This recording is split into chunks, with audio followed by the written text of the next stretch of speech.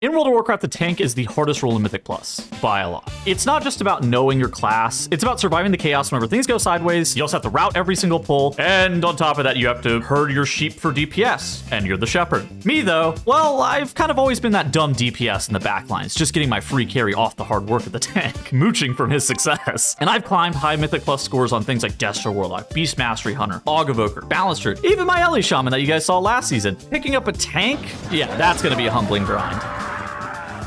Even rerolling for me consists of every login is like a boot camp mode. I got hours of practice that I need, weeks of wiping, but then I also have to wrestle with the technical nightmare that is tanking with things like threat management, precise positioning, cooldown timing, and then I have to pray that the healer can keep up whenever my group ignores mechanics. Yeah, this is gonna be tough. So, just how far can I go? No friends, no carries, just me and my monk, facing the unrelenting storm of Dornagal's LFG simulator with a key that I rolled myself.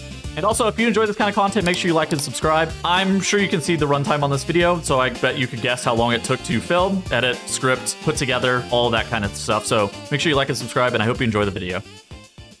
All right, so in this challenge, I'm going to be taking a tank from a fresh boosted character all the way up to 3280 IO, aka the score equivalent to all 15s. But there's a catch. I'm doing it completely solo. This means that I get no help from friends, no carries, no teaming up with anybody from my stream or my community. I will also unlink my character from Raider IO, meaning that it would appear to everybody looking at my character as if it's just a fresh guy, not linked to my main, not linked to any of my alts. None of my warband characters, you can't see that character is attached to me in any capacity. I also privated him. Additionally, every key I run will be through the LFG system, just looking for group with complete strangers, with no shortcuts, no handouts, just the pure pug life from start to finish. Now, there is an additional element at play here. I did decide to do all of this on stream during a subathon. What this means is that there will inevitably be people who will stream snipe me or don't understand that I'm not looking for help. During the duration of this challenge, I did put up a queue blocker and request players to not sign up if they're from the chat. Additionally, I did accept players with a bit more skepticism than I needed to. Also, if I knew them, I was definitely not taking them. It's not exactly how everybody plays, but that's how this challenge is going to work. Ultimately, though, I'm not trying to make this the hardest version of the challenge possible. If I did, I would do it on a fresh account, off stream, without any gold, only pugging other people's keys. That's not what this challenge is, though, and I make the rules. So I set the rules. This is what's going to happen. Do not comment in the comment section about me not doing the hardest version of the challenge. That's not what we're doing. I decided to do it on stream for fun. Now, with all these rules set, let's see if it's possible to climb the Mythic Plus ladder all the way to 15s with nothing but raw gameplay and the LFG tool. So before this even starts, there's a little bit of a snag in the plan. Turbo Boost is coming out in a week and a half.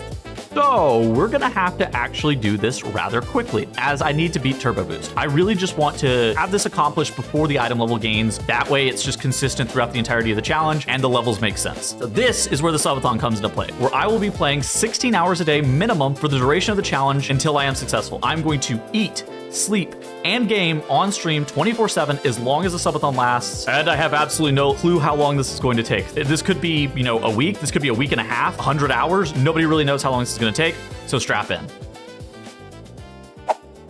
So starting off, we have to pick a character. I decided a fun way of picking a tank spec, it was just to let my chat vote on it. The vote initially started out, and it was completely dead even between Brewmaster and Blood Death Knight. Brewmaster ended up slightly edging out the Blood Decay at 45.7% of the vote. Blood Decay was at like 44.8. And now you as a viewer, you might have a question. Do I know anything about Brewmaster Monk?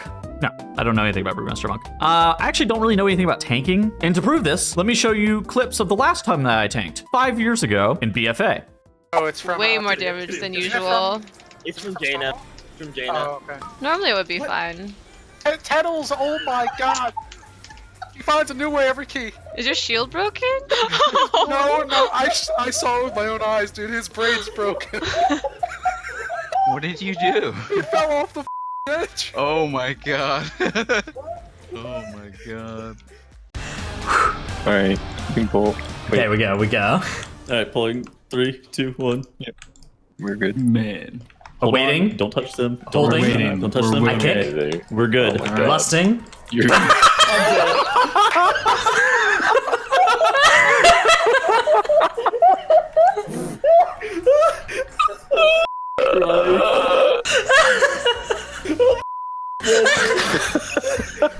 I know exactly what happened. You got triple fervent strike. Guaranteed. Oh, am I supposed to wall? So yeah, this is the most recent time that I engaged in tanking, and it's gonna be pretty doomed. So tank skill aside, my chat put me on the most complicated tank, but we can't really worry about these things, and a name is in order. And so that's how we ended up with the name Keggles, the Pandaren Brewmaster Monk, the hero of our story.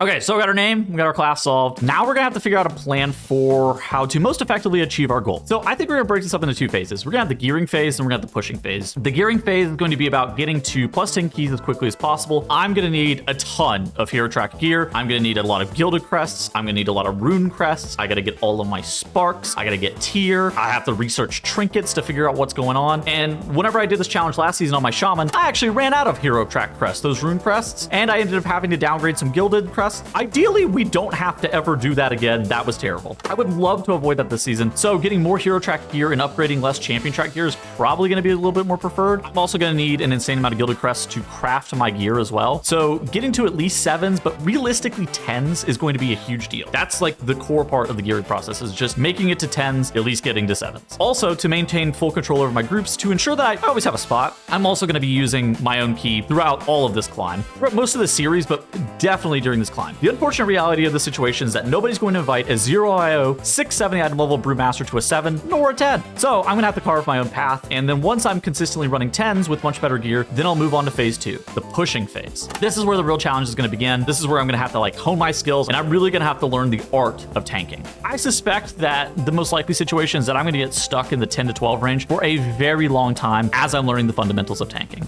But let's not get ahead of ourselves. First, I need to figure out some talents. I could go and steal talents from top players of this spec, but I decide that I'm just gonna rock the starter build for a bit without any weak ores or any understanding of how to play the spec, and I just throw every single ability on my bar. Now, I'm gonna take some time to complain for a second. For some reason, this specialization has 9 buttons that you press rotationally. On top of these 9 rotational abilities, you have 9 cooldowns, offensive and defensive cooldowns, that you'll press every single pull pretty much. And the 9 rotational abilities are Blackout Kick, Tiger Palm, Purifying Brew, Keg Smash, She Burst, Rushing Jade Wind, Rising Sun Kick, Expel Harm, and Spinning Crane Kick. The cooldowns are Touch of Death, Black Ox Brew, Nu Zhao, Dampen Harm, Exploding Keg, Weapons of Order, Diffuse Magic, Celestial Infusion, and Fort Brew.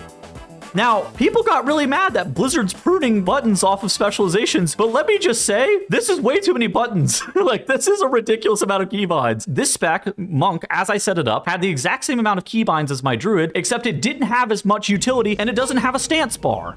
What the is this piece of shit?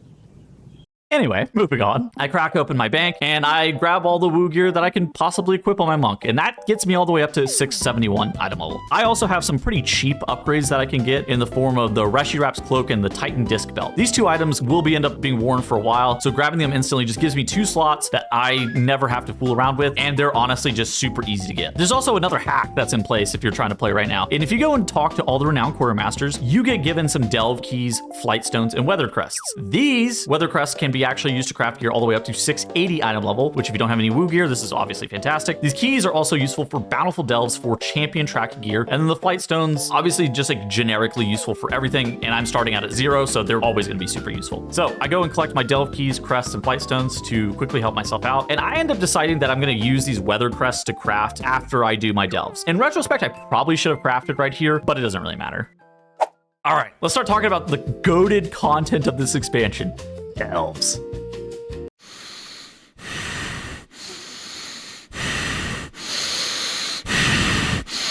Delves give you 1 guaranteed hero track piece per week. It just requires a Shrieking Quartz item to summon Kaiveza. Use the map on a tier 8 delve or higher, and then bang, hero track item.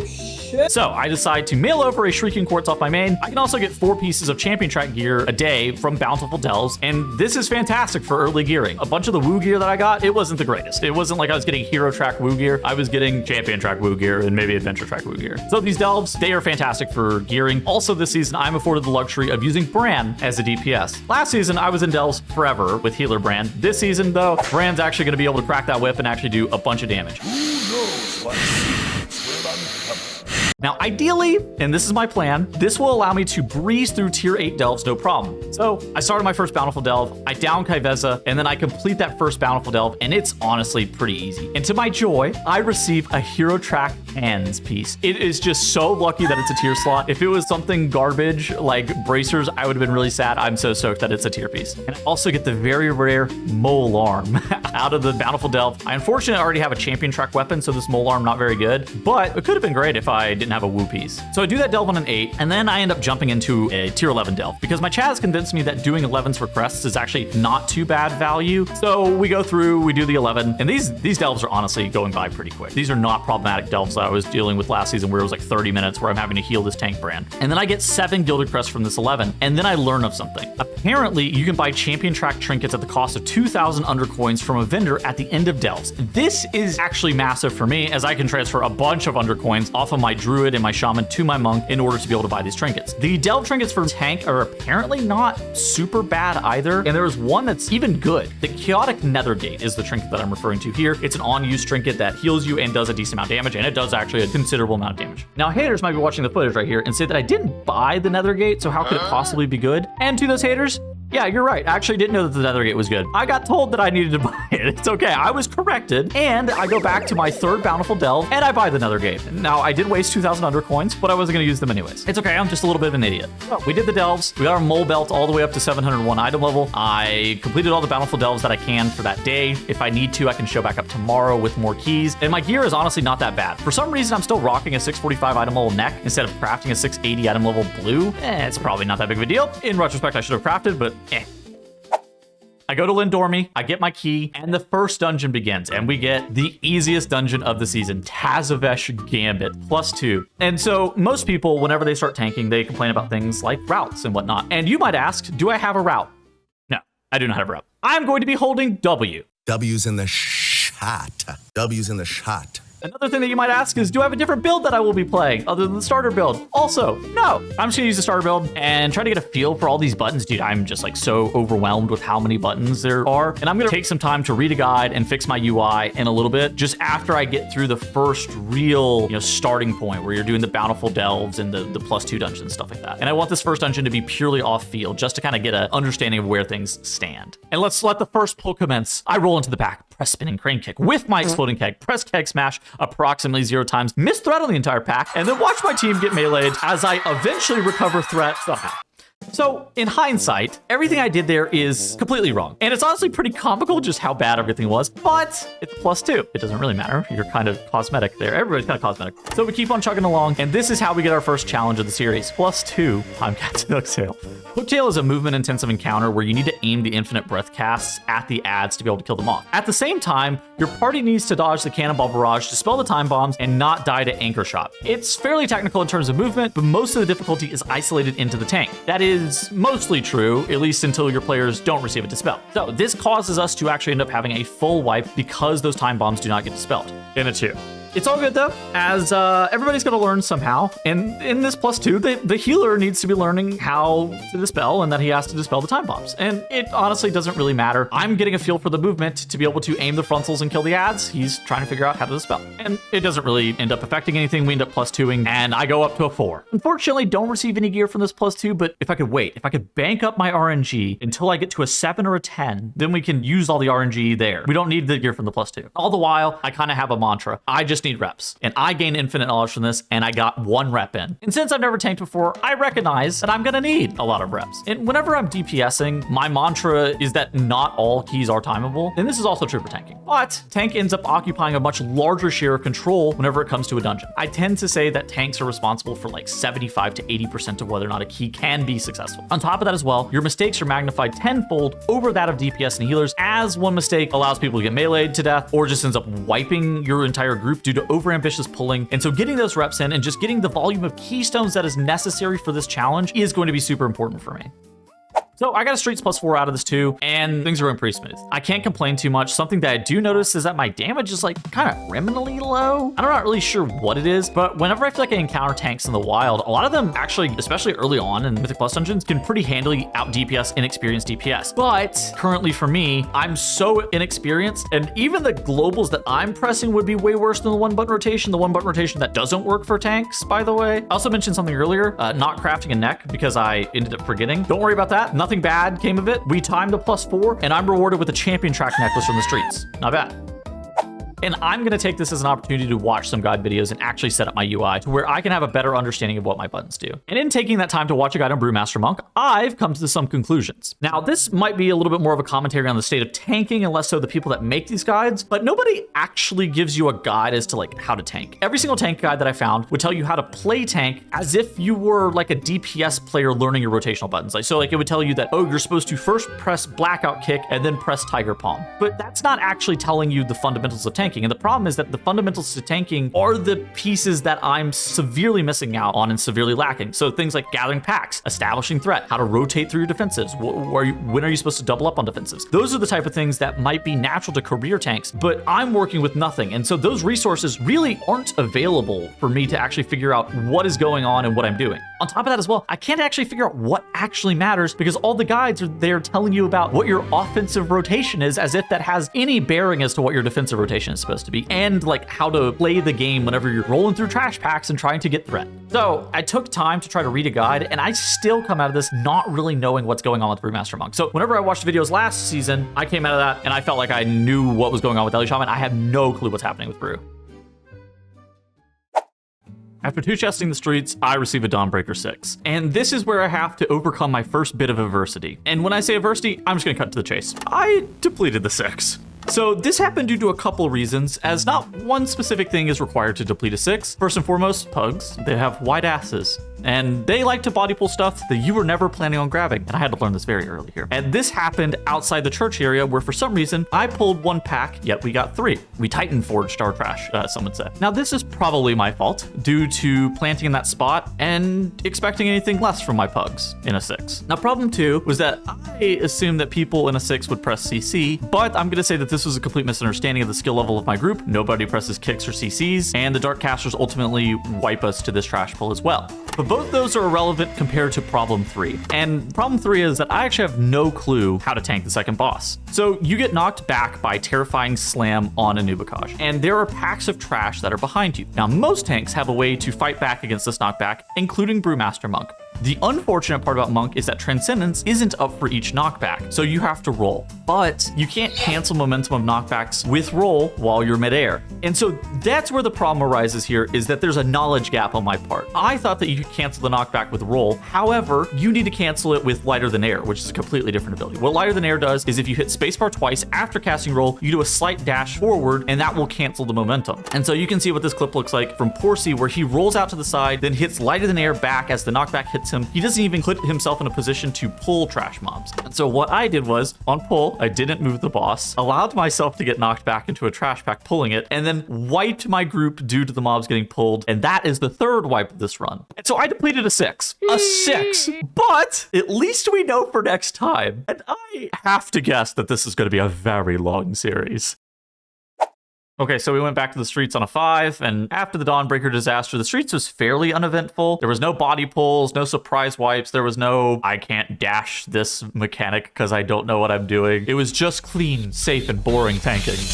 The mobs got grouped, threat stuck, kicks went out, and people avoided a bunch of swirlies. It was like running a dungeon on autopilot, except for once, autopilot didn't mean imminent disaster. Every pack died when it was supposed to, and every boss melted without drama, and I even still remember to purify my stagger before it looked like I was in danger. My damage, it was still criminally low, but nobody died because of me. Progress.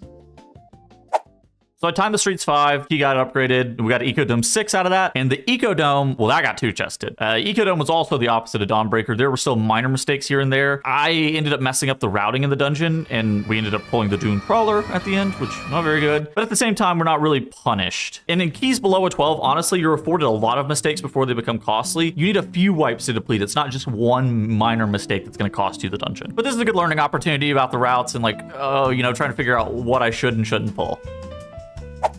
Now I sit here, key in hand, looking down the barrel of another 8 streets. I might just be a streets merchant at this point. I'm getting infinite practice on this dungeon, and things continue to go well for me in streets. The groups I get continue to have more and more gear, and the dungeons are going faster. Streets is also a little bit weird with count, and that's also known as, for some reason, I always miss count in this dungeon and need to go do a 3-pack before pulling the last boss. This time, though, I go and implement some new tech, some ancient tech, perhaps. Look at this dude. I tag 2 peacekeepers, transcend back up to the boss platform, and then eventually those 2 peacekeepers snap to me. Not a bad time save. Haters would say that I shouldn't have missed count and this isn't worth doing, but I'd say scoreboard. And scoreboard indeed, as we +2 the streets 8, moving on to a 10. Not bad for my 690 item level 900 IO Brewmaster Monk.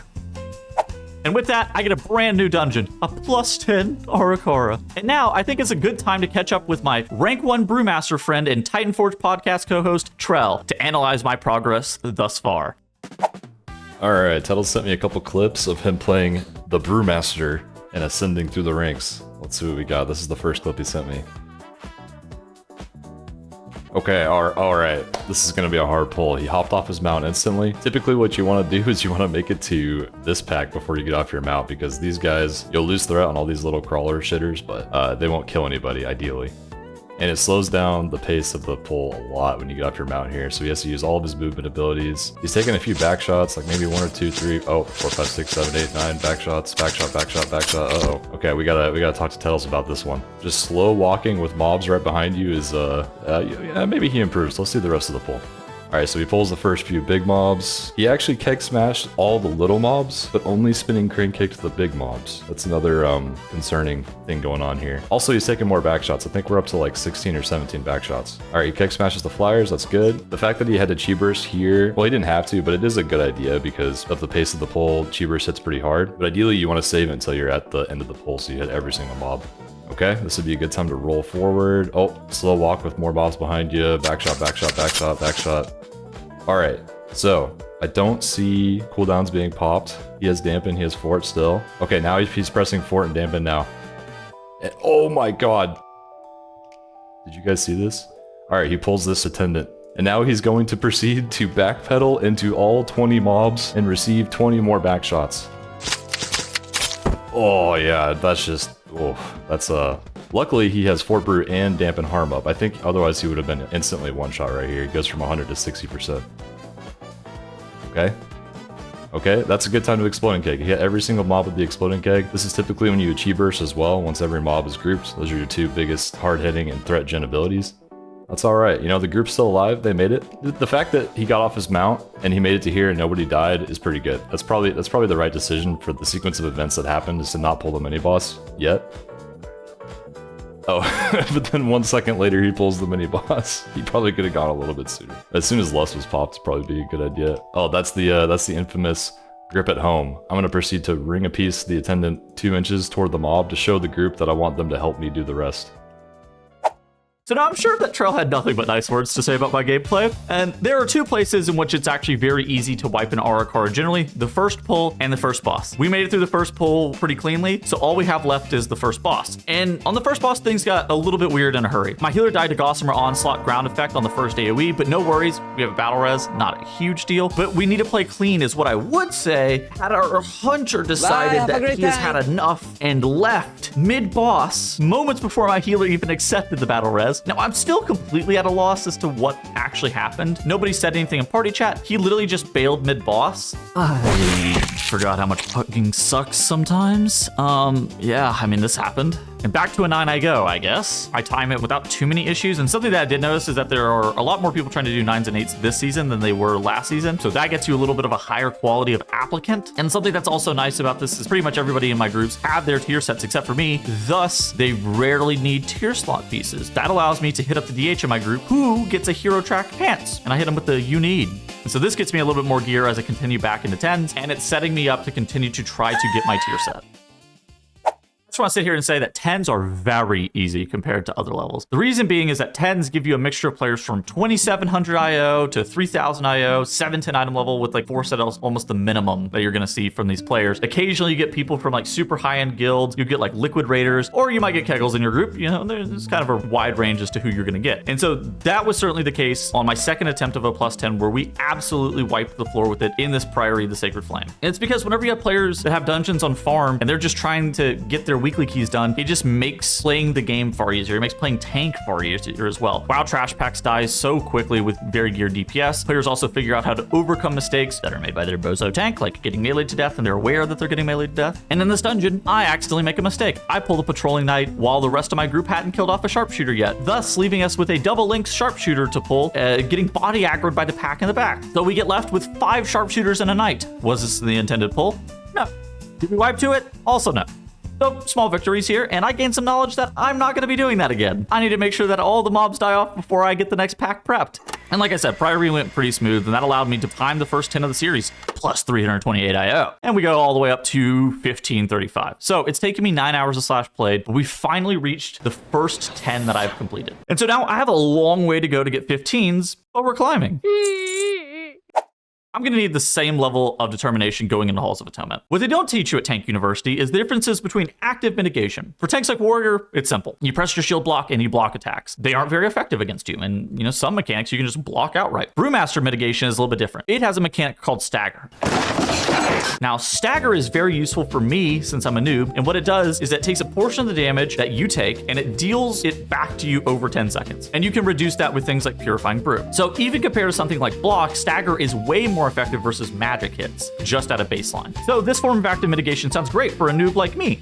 However, there are some mob types that are evil versus Brewmaster Monks, and those are mobs with Moral Strike effects. Now, most tanks struggle way less with Moral Strike effects compared to Brewmaster Monk, except for maybe Blood Decay. But I was not aware of this. And so where were we? Oh yes, 10 Halls of Atonement. And so we killed the first boss, which is great news. The first area tends to be really frustrating, and we're deathless nonetheless after the first boss. And so we do the typical pull after the first boss, triple Stoneborn Reaver with Bloodlust. Now, this pull is great because it's super count efficient. You have big prio mobs to cleave off of, and your DPS have these scary ankle biters that they're able to AoE to death. It's a great pull in theory, and there's a reason that top teams end up doing this pull. Now, watching it back, I may have made some rotational errors. I didn't press Celestial Infusion at all. I overlapped Dampen Harm and Fort Brew. Black Ox Brew, for some reason, that thing procced a 5-minute CD, and I didn't press that at all either. In theory, what I'm supposed to do is press Celestial Infusion and then either Dampen or Fort Brew to DR through the initial hits of the Mortal Strike, and as you can see, these initial hits are insane for me, and they don't actually let me receive good healing to, get countered through this. I barely lived the first 3 hits of the Mortal Strike and almost died through both Blink and Sack, meaning that once the second round of Mortal Strikes hit me, I pop like a zit. I die. Everybody dies. A lot. And when the dust settles, 13 deaths. And this sets us up for the inevitable depletion of the Halls of Atonement 10.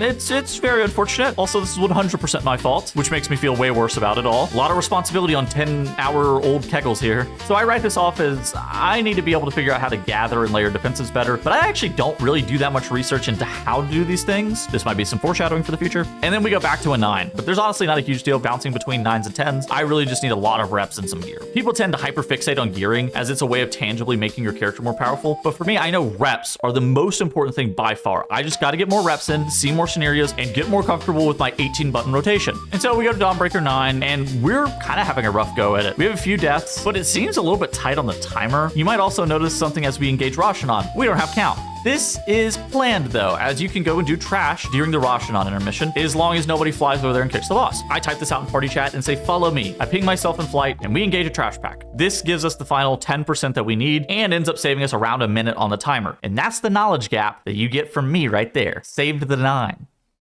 Okay, so we're back to Halls of Atonement 10, where the exact same thing happened. It's like I'm having deja vu, where I get owned by the Mortal Strikes from the Stoneborns. This is going to be something that I have to solve. This isn't something that, you know, I'm going to luck into. And we still end up timing the Halls of Atonement here, even with some shenanigans where I die to these stupid Stoneborns. But figuring out how to live those mobs is probably going to be a problem for a different day. And I finish off day 1 at 1941 IO with 12 hours of Slash played. Not a bad showing, honestly. I'm still a terrible 690 item level without tier set, but I now have the ability to do 10s, so that should solve itself rather quickly. And it's been a long day, so I hit up the Goldshire Inn, reduce some stress prior to tomorrow.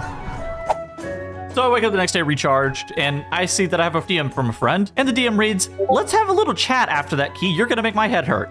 A great way to start out the morning. And so Sherwin goes on to explain the things that make me look like the biggest noob is what he says. He also ends up sending me 2 more weak auras. One of them tracks major defensives in a much larger manner in the middle of my screen, which allows me to understand what they are quicker by icon because I'm still not super familiar with what all of my abilities look like. And then the other weak aura, it tracks chi gained via Purifying Brew and how large my Celestial Infusion shield will be. Now, Celestial Infusion apparently is just unbelievably broken. Part of the reason Brewmaster self-healing is like super strong. And Sherwin stated that I was not pressing it at the right time. He knows, in fact, I was pressing it randomly, which I would say guilty. Now, realistically, should I be getting my shit pushed into a 10?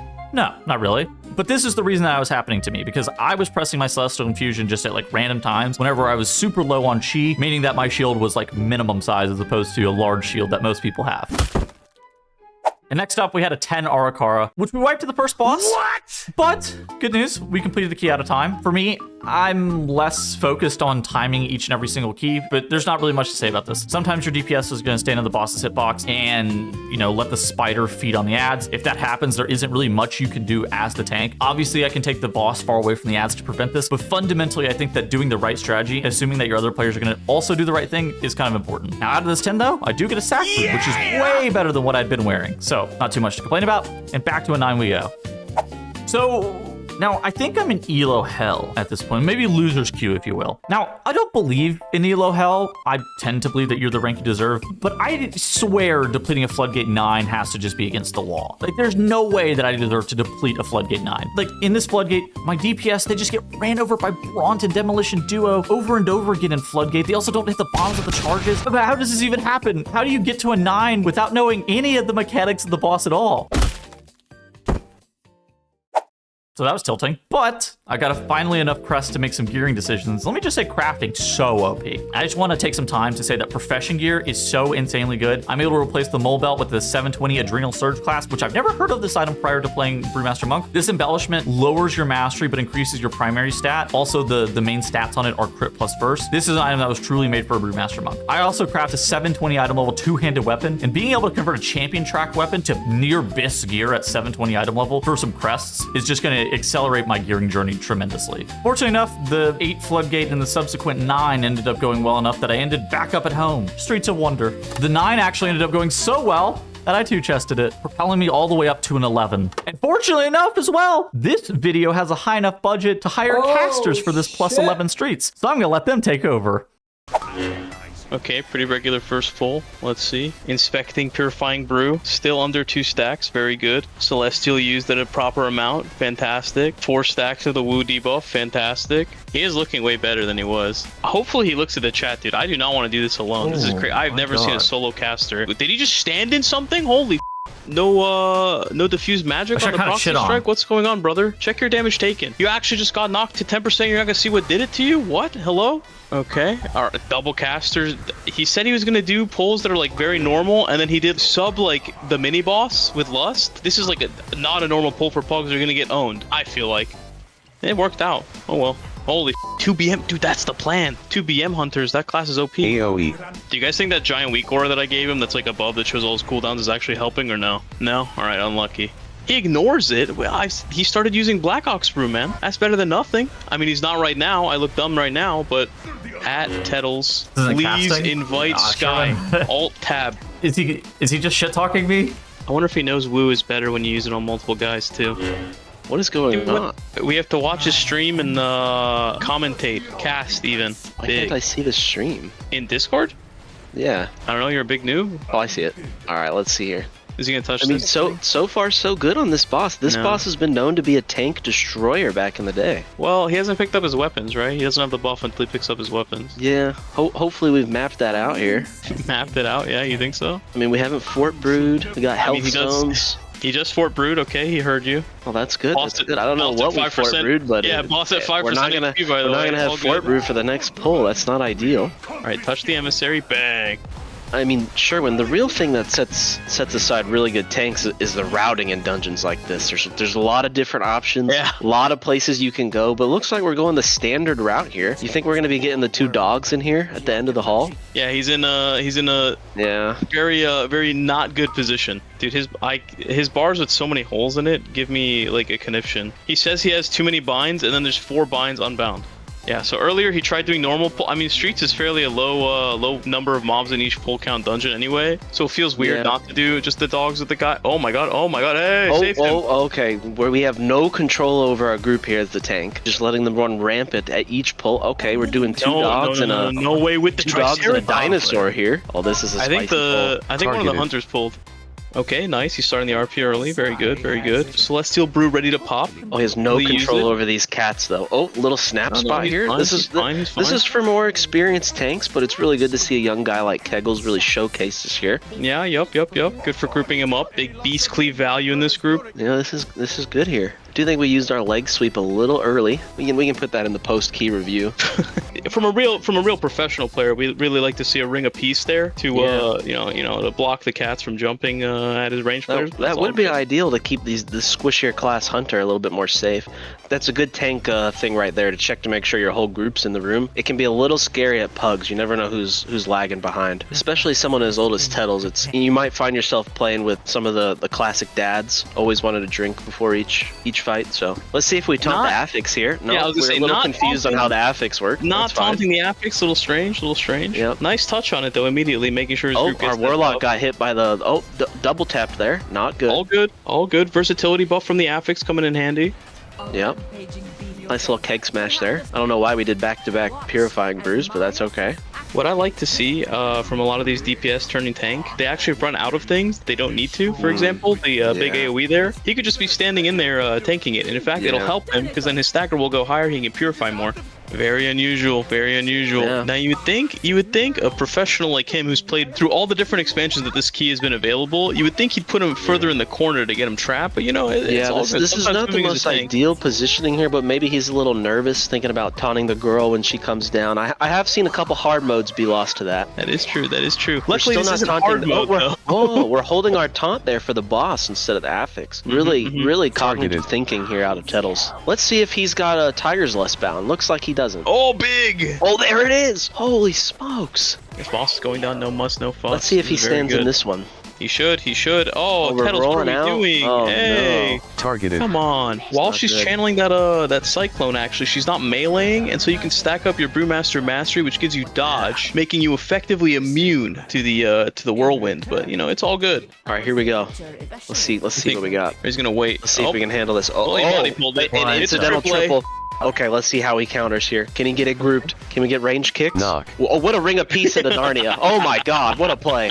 Alright, well, we seem to be stabilized from a tank perspective, but this pack is definitely not grouped. All right, we're waiting for our CC. Do you think he has the talent to remove enrages with Paralyze? I don't think so, but Paralyze could definitely be used for these Peacekeepers here, but I think we're still on stage 3 of Brewmaster. That might be stage 7. He's not dying. Oh, I mean, He from did a tank layer- perspective, we're afraid very he dodged it. Oh stabilized my here, God. but we did overlap a few Rolled defenses switch here. in the Amp and Harm and Fort Brew. We're going to be running out of our stability here towards the end of this pack. Sherwin, I don't know if he can live. Thank God we have 2 BM hunters. Anyone could play this spec and do max damage in the group.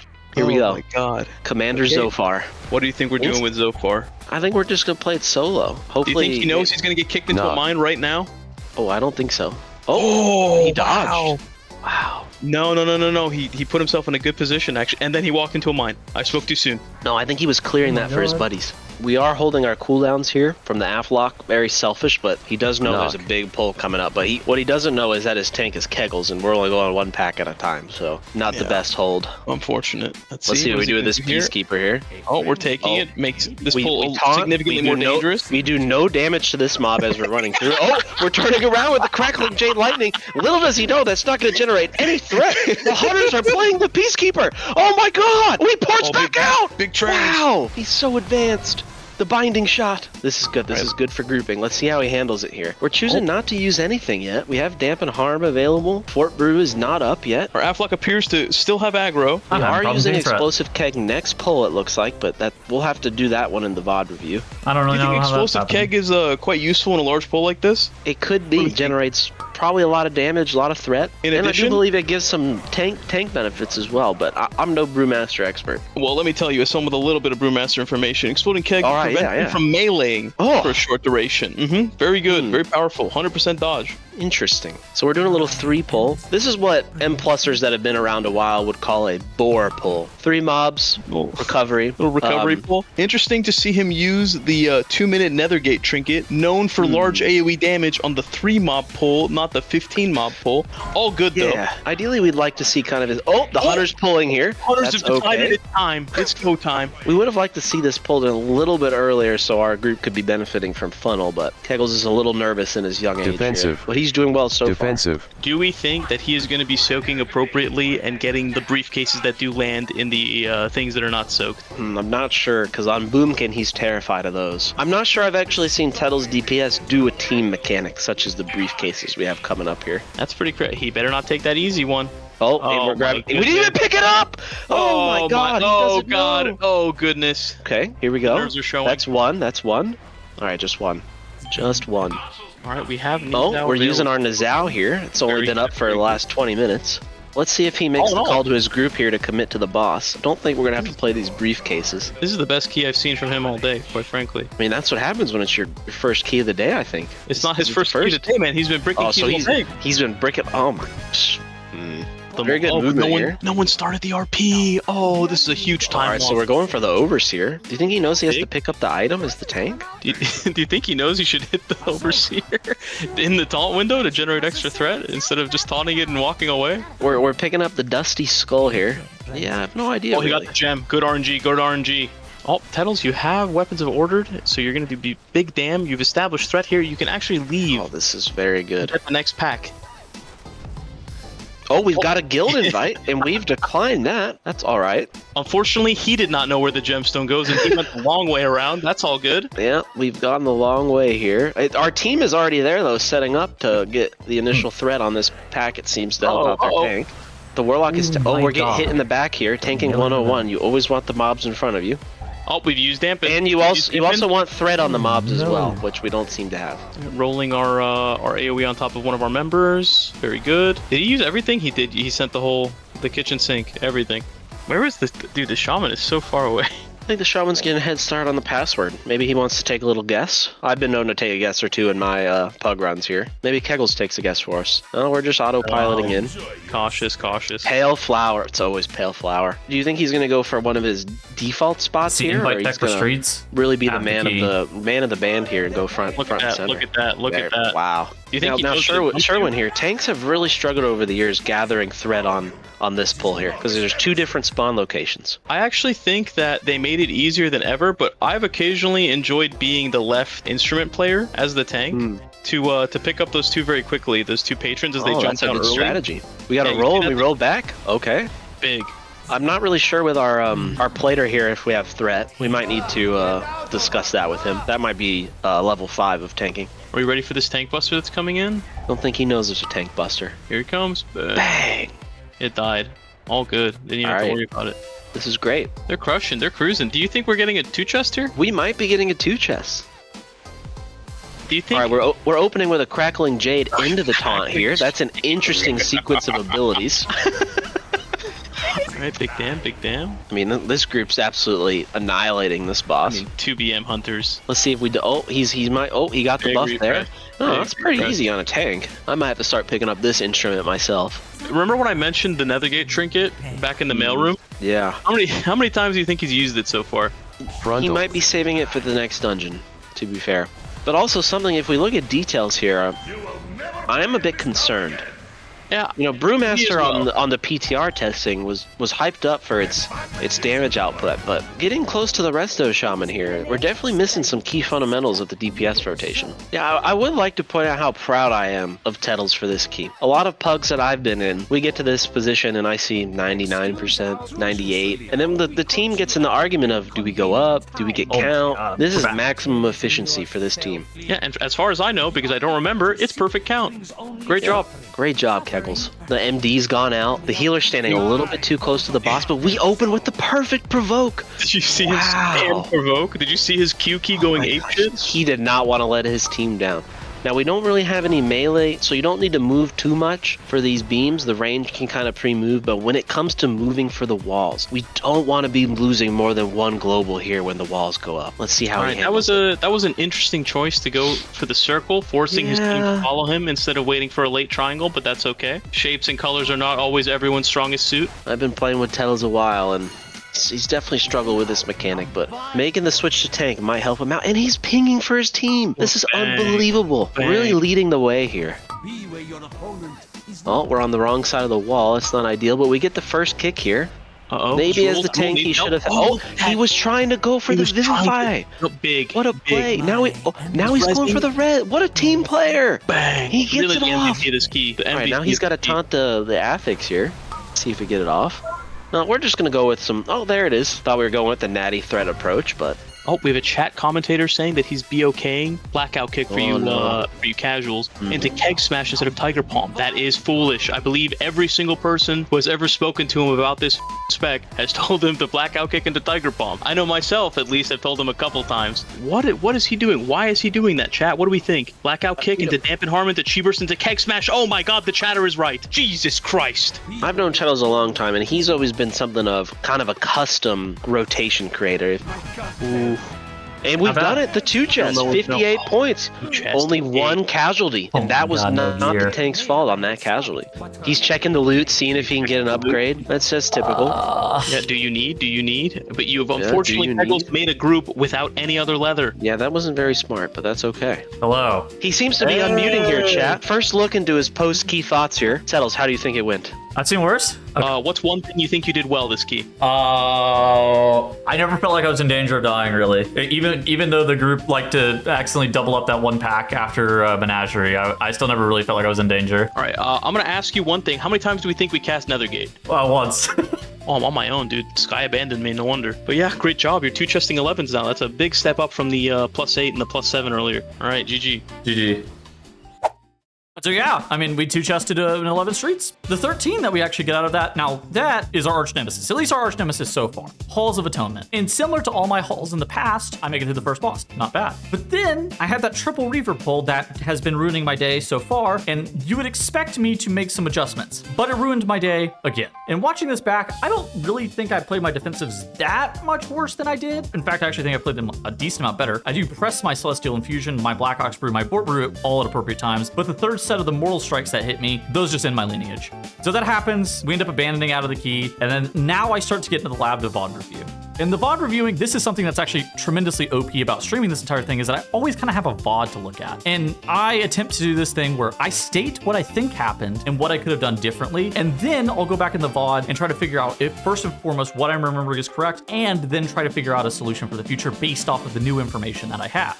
So with this, now we have a new plan for Halls of Atonement after some of this VOD review. I check out streams of other high-end players and figure out that just going left, it doesn't really make sense on a Brewmaster Monk, but it's really, really good with warrior comps. Now, compositionally, the left side has Reavers and Ankle Biters, so AoE bleeds and Mortal Strike tank hits. It's pretty scary, but there's kind of nothing limiting your pull sizing on the left side. The right side should be much slower since it's Obliterators, which are mobs that cast Wicked Bolt, and Eviscerators, mobs that throw glaives that bounce within 8 yards that hit for physical damage that can kill Clothies pretty quickly. However, the right side is much safer for me personally as the tank, so we're going to be going right for the rest of the series and playing a route that warriors could never dream of. I did look at left side routes for Brewmaster Monks, and what was required out of both your DPS and you personally from a defensive standpoint just seemed way too scary. It required kiting, it also required your DPS to kill Reavers off rather fast, which not something you can expect out of a pug. And now on this 12, you can actually see how the right side looks. It does end up being a little bit slower, being one additional pull, but it should be much safer and increase the consistency that we're going to see inside of Halls of Atonement moving forward. But don't ask me about how the Clothies feel about this strategy. And so in that 12, we make it to Echelon. Very rare. And this is where things start to go off the rails a little bit. Things start getting a little bit weird whenever I go to gather the pack after the boss, and I get meleeed in the back and die instantly. All right. Anyway, I pull again. People end up kicking the Houndmaster, which enrages the Gargans, and I actually think that I'm going to die to the pack, but I barely am able to survive. The Mortal Strike hit from the Reaver plus the enraged Gargans, that is just recipe for disaster. I end up having to kite out the pack and deal with it that way. So we're making it to Elise, 4 deaths in 10 minutes to do 1 trash pack and 2 bosses. This should be more than free for a plus 12 is kind of my thought process here. Now that is up until my warrior dies twice to Elise ground effects and lays dead for 50% of the boss. And then after that, we have 5 minutes and 10 seconds remaining for Inquisitor Cigar and Lord Chamberlain. I still kind of think it's doable, but we cannot have any more deaths. But the worst thing happens here. We rack up 3 more deaths to Cigar's Moms that Fixate, and we got 2 minutes and 53 seconds for the rest of our lives. It should be doable, except we have 1 more death on the final boss, and that ends the run, and we deplete by 21 seconds. Now, if you're super results-oriented here, you would be depressed. But for me, I view this as a bonus because I gained infinite knowledge about the dungeon, which is honestly the most important part here for me. So out of that halls that we depleted, I end up getting an 11 gambit, and that's not bad. We kind of view these gambits as free keys, and free it was. We +2 it even with 13 deaths, which ends up setting us up quite nicely at 2495 IO and 697.3 item level. At this point, I really haven't spent any of my crests or created tier pieces. I also think that I want to take a crack at the raid before I do that, but I'm personally working on reps, not looking for character power right now. And at this point as well, I also take some time to VOD review the first pull of Gambit. It's incredibly frustrating to actually gather aggro on mobs that are separated by 20 yards, on top of the fact that Keg Smash has a pretty small radius altogether. And this point as well, Evade actually ends up giving me some pretty good advice and even sends me a GIF that I'm going to be playing on screen right here to explain what he's talking about. So the core of what's going wrong with my first pull of Gambit is my approach. The key to having threat is actually to get the pack gathered as fast as humanly possible. That way your DPS can't grief you. So in theory, it'd be nice to roll into the right pack, Keg Smash it, spin on it, and rinse and repeat for all the packs. But players are likely to body pull, and they're very likely to rip off your initial damage while you're gathering the second pack because they're clueless and don't know what's going on. So the core of the gather is this. The faster you group everything, the easier it is for you to tag those things with high threat abilities and the lower amount of opportunities you give your group for pulling something off of you. And these kind of words of advice would be something that I'm constantly thinking about for the rest of the series, and it's just generally good tank advice. But you know, that 11 gambits in the past, no more VOD reviewing it. Now we're starting to look forward. And forward we look into a 13 streets, and I swear I've only been in streets. Like, I don't really understand what's going on, but I think that streets had to have been my most ran key throughout the beginning of the series. But back in streets we go for the 13. And honestly, the 13, it's pretty smooth up until it isn't. And so what went wrong is I ended up pulling the Mail Elemental mob in the mail room boss. It ends up junk mailing my healer at the exact same time that the AoE is going off the fan mail. So in retrospect, I should have just played this a lot slower, but this is kind of one of those situations where you live and you learn. Realistically, you know, my players would have killed off the Mail Elemental and then started to DPS the boss, but you kind of have to teach your group what the right thing to do in most situations is. And I just set up my group for failure there with the way that I was playing this. However, though, this gives me more information and it sets me up quite nicely for the +12, which we absolutely dominate, +2ing it completely deathless. And so this is where the interesting part of the series actually begins. 14 gambit out of that streets, that 12 streets that we 2-chest, I get 14 gambit out of it. And not to spoil anything, but we easily time this key. Even with 9 deaths and a lot of hate watching from chat, we time the key. And this is the part of the series in which my chat informs me that 3280 is far too low, 15s are far too low. I should have picked a key level higher. And I'm gonna respond to that with something very simple. Check the remaining time on this video. And with timing that 14 gambit, I'm all the way up to 2575 IO at 698 item level, and all of that's been done in 20 hours of slash played. But good news, I also have a 15 in bags. Bad news, I don't have any tier. My gear kind of sucks. And in theory, Keggles could tank all 15s at this point, but I personally cannot, meaning that I need more gear and reps. And so this is where the side questing begins. I go into Manaforge Omega. I've determined this to be the best and most efficient way for me to get tier pieces because I have 2 pieces on hero track and I'm missing 3 potential pieces. Going to Manaforge also will get me some desperately needed hero crests, which we talked about earlier. I'm gonna need hero crests. You might be asking yourself, does Hells know anything about raid tanking? Absolutely not. Prior to every single boss being pulled, I'm also reading the dungeon journal and asking my chat to summarize each and every single tank mechanic of the boss. There's also a really nice weak ore by Relo as a part of the Northern Sky weak ore pack where a very kind TTS lady comes in here and goes, "Don't And that honestly just solved everything for me. It was pretty easy. Unfortunately, this wasn't true for my entire raid, though, as we end up making it to the second boss of the raid, Lumathar, and my co-tank, I swear I think he's out to get me. He lets me tank the tank buster on Lumathar multiple times in a row, killing me off, which, you know, it's kind of unfortunate, but it happens. We pull again, and then it happens a second time. And this is where I'm extremely concerned about my raid dissolving, as most of my raid leaves. But we do end up having Idiot, the Blood DK, join the mix to replace my previous co-tank who kept letting me die. And with the power of Arthas and anime, we down Lumathar and continue on into Manaforge Omega. No, also, there weren't any astral antennas that dropped, unfortunately. I don't actually have that trinket on any of my characters 10 weeks in the season, and I think I have a hex on me at this point. I'm not really sure what's going on with that. Maybe Dinar's come out soon and I'll be able to buy it, but I don't really understand how I don't have one. At the same time, while that would be an upgrade on my Brewmaster Monk, it wouldn't be that insane. The things that I'm really looking for are the tank trinket from Soul Hunters or the DPS trinket from Fractalus, and those are still a few bosses away. And continuing on to the raid, we actually encounter another hiccup where a boss is a little bit more intricate than it seems, and that boss, Forge Weaver Araz. So I've killed that boss a few times on a bunch of different characters, and I was unaware of one of the tank mechanics on this fight. Apparently there are beams that actually show up in the intermission on Forge Weaver that you need to move the arcane constructs into to body block them. Now, if you don't do this, you wipe. And I wiped this once before my chat called me an absolute bozo and told me that there was a mechanic that I was completely missing. But it's all good as long as I don't let it happen again. It's not really that big of a deal. So we kill Forge Weaver the second time on the repull, and then we move on to Soul Hunters. And Soul Hunter shows up, and we need the trinket and the boots desperately. But unfortunately, nothing drops off Soul Hunters, which is a massive L. The Brandis Lisa Slayer would have been about 15% of my overall DPS in dungeons, but it's okay though. We could still get the Fractalus trinket, is what I would be saying if it dropped, which also it doesn't drop. So really unlucky.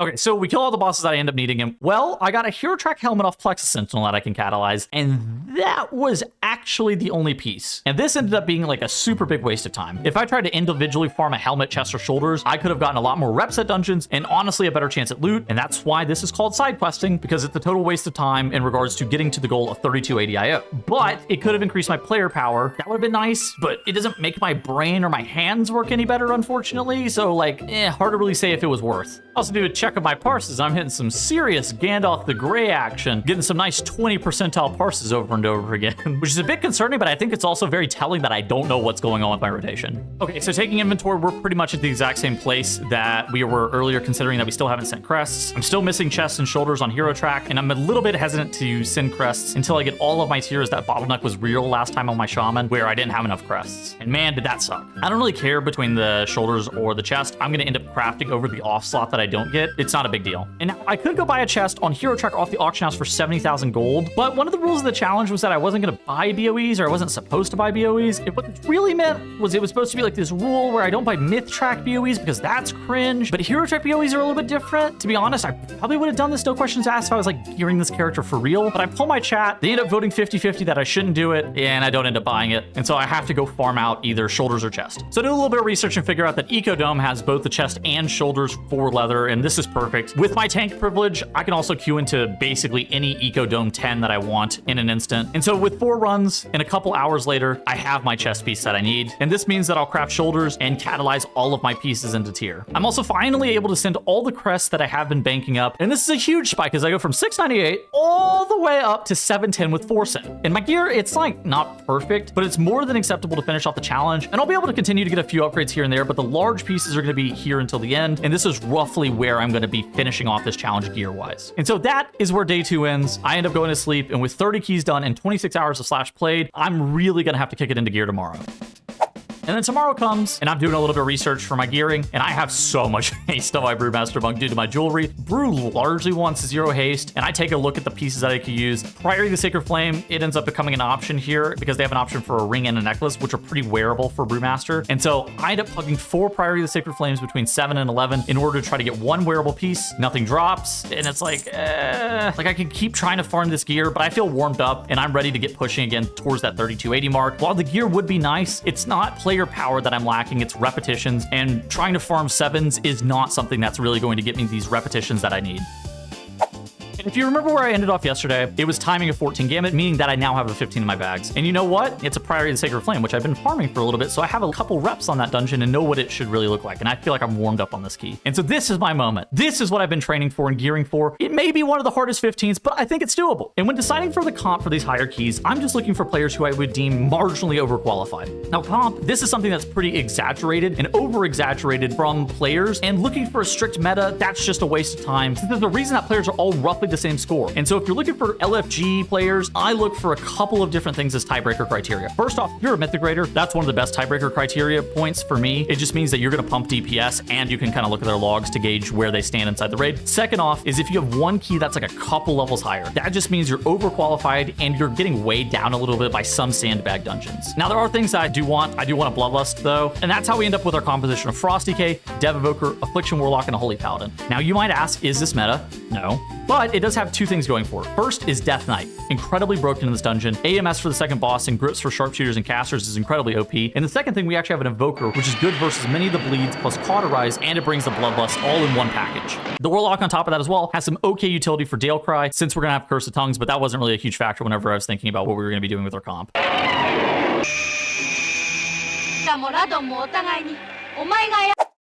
We start at the Priory, and I need to gather 3 trash packs plus Suleiman. And I open up with Roll, Keg Smash, Roll, and then I end up Tiger's Blessing myself, Keg Smash the Night pack, and then I definitely don't tag the Sharpshooter and Footman pack that I'm supposed to, but this is totally fine. I get the pack, gather them in the corner, we press Lust, and we are just absolutely blasting this trash pack. I need to continue to rotate my defensives on every Suleiman's Shield Slam and Thunderclap, else I'm going to get clapped all the way back to a 14. And while this pull might have taken every defensive that I have in my kit, I'm doing it. After that pack, I decided to grab a double caster pack and chain that into Chainmail in order to make up for the count that was lost. This is a little bit spicy in a pug, but in a 15, I expect people will press defensives, interrupts, and CC. And to my surprise, everything goes fine. Then we run up the right side, easily dispatching the Knight plus Sharpshooter pack, and slowly pull into Damien, the fire mini boss. And so far, so good. 0 deaths up until this point, and we take Emberlins into the Lynx plus Sharpshooter for more efficient cleave on this kind of pull. And this is where the first death of the dungeon occurs. Unfortunately, our Warlock gets trapped while Emberlin's AoE and the Lynx leap ends up hitting him, killing him off. Now, this is not a big deal, and we go to Dalecry with 1 death and plenty of time. Talking about kicks on Dalecry, realistically, the Evoker should be kicking the shout every single time with a 20-second cooldown kick. Everybody else kicks Dual Maul with Curse of Tongues on him, and this should be relatively easy, assuming that people are paying attention. Unfortunately, my team has a bit of a calamity at the very beginning of this fight, where the Holy Paladin gets hit by the spear, Evoker gets hit by subsequent bolts going off, taking him out, and now we're up to 3 deaths and 0 battle res remaining. Not a problem, and we recover pretty seamlessly. We don't let too many more bolts go off, and I recognize that I could probably help my DK get better melee uptime with better positioning of the boss and provoking it and speed taunting it across the ground effect, but those are things that I can look forward to in the future. And Dalecry goes down, and next after that, we have by far the hardest pull in the dungeon, the Paladin pull. Divine Toll plus melee damage from a pull like this is terrifying. On top of that, we need to make sure that we're getting priest kicks fairly consistently. And then I start getting ready to chain the pack. All that's left is 2 Templars and 4 Paladins, all at low HP, which should be totally fine to chain since the caster is dead. Now I roll into the pack and purify all the hits, and then I almost immediately need to press my Black Ox Brew to be able to get my Celestial Infusion back up. And this is the moment that I realized that I f***ed up. Chaining this aggressively was way too dangerous. I'm at like 80% HP, 0 purifying brews available, and this is the point where I'm actually dead if I don't roll away from the pack. All right, I'm just gonna get out of there and kite it out, not a big deal. Then I have an idea. So if I walk back into melee and touch a death of the mob, I'm gonna be able to cleanse all of my stagger off. This is not going to require me to kite anymore. Unfortunately, it didn't work out that way. I don't get the touch of death off until really late. I don't press expel harm at all, and I get squashed like a bug. But to be honest, this is actually not even a big deal, even with the death. It was a bit of overusing defensives, and what I identified earlier with Celestial Infusion were the reasons that this happened. And these are honestly just growing pains and part of the process. Unfortunately, this wipe costs us the key, and we have to pour it out of the dungeon.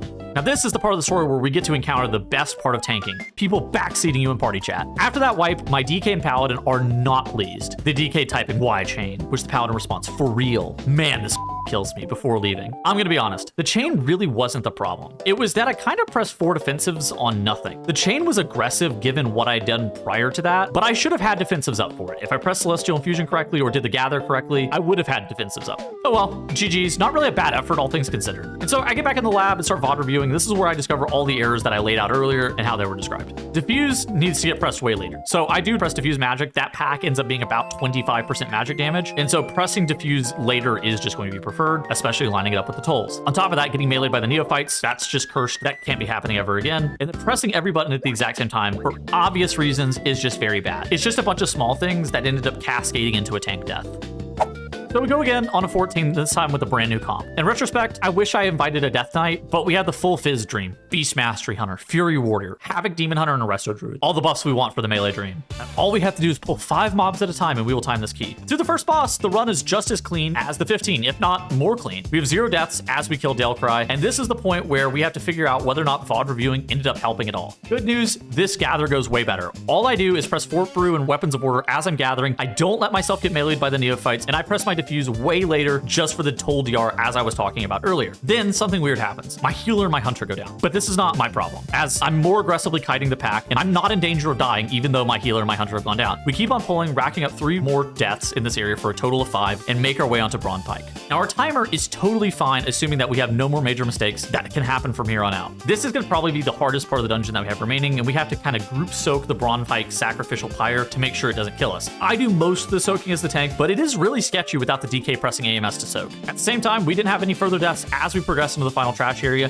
This is the final part of the dungeon that can wipe us. And in the first pull, this goes fine. Second pull, I end up pulling the patrol with one of the light spawn packs. This is a fine pull, assuming people are getting kicks. Unfortunately, my healer lets himself get killed off by the light spawn purification beam. Tragic. Is this where the run falls apart? This leads to us wiping, and we rack up 11 deaths in the process. I try to aggressively pull to make up for it, grabbing some of the side packs with the mini boss, and with 4 minutes remaining for the final boss, this looks doable.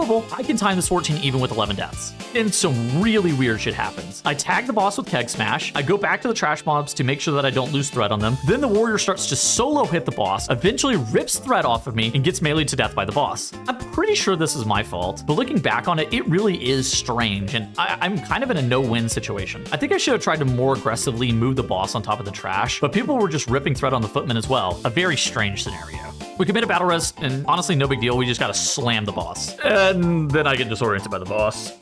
Immediately wiping the group and depleting my own key. GG, I suck, I guess. That is the worst way to go out. And this is the slide. We go to the 13. The 13's way worse than the 14 and the 15. We deplete it to some nonsense that I don't even remember. And I decide that I need to change the scenery. I'll reroll the Priory 12 in a different key. So I queue up for some 12s that I think sound more enjoyable than a Priory 12, which is basically any dungeon at this point.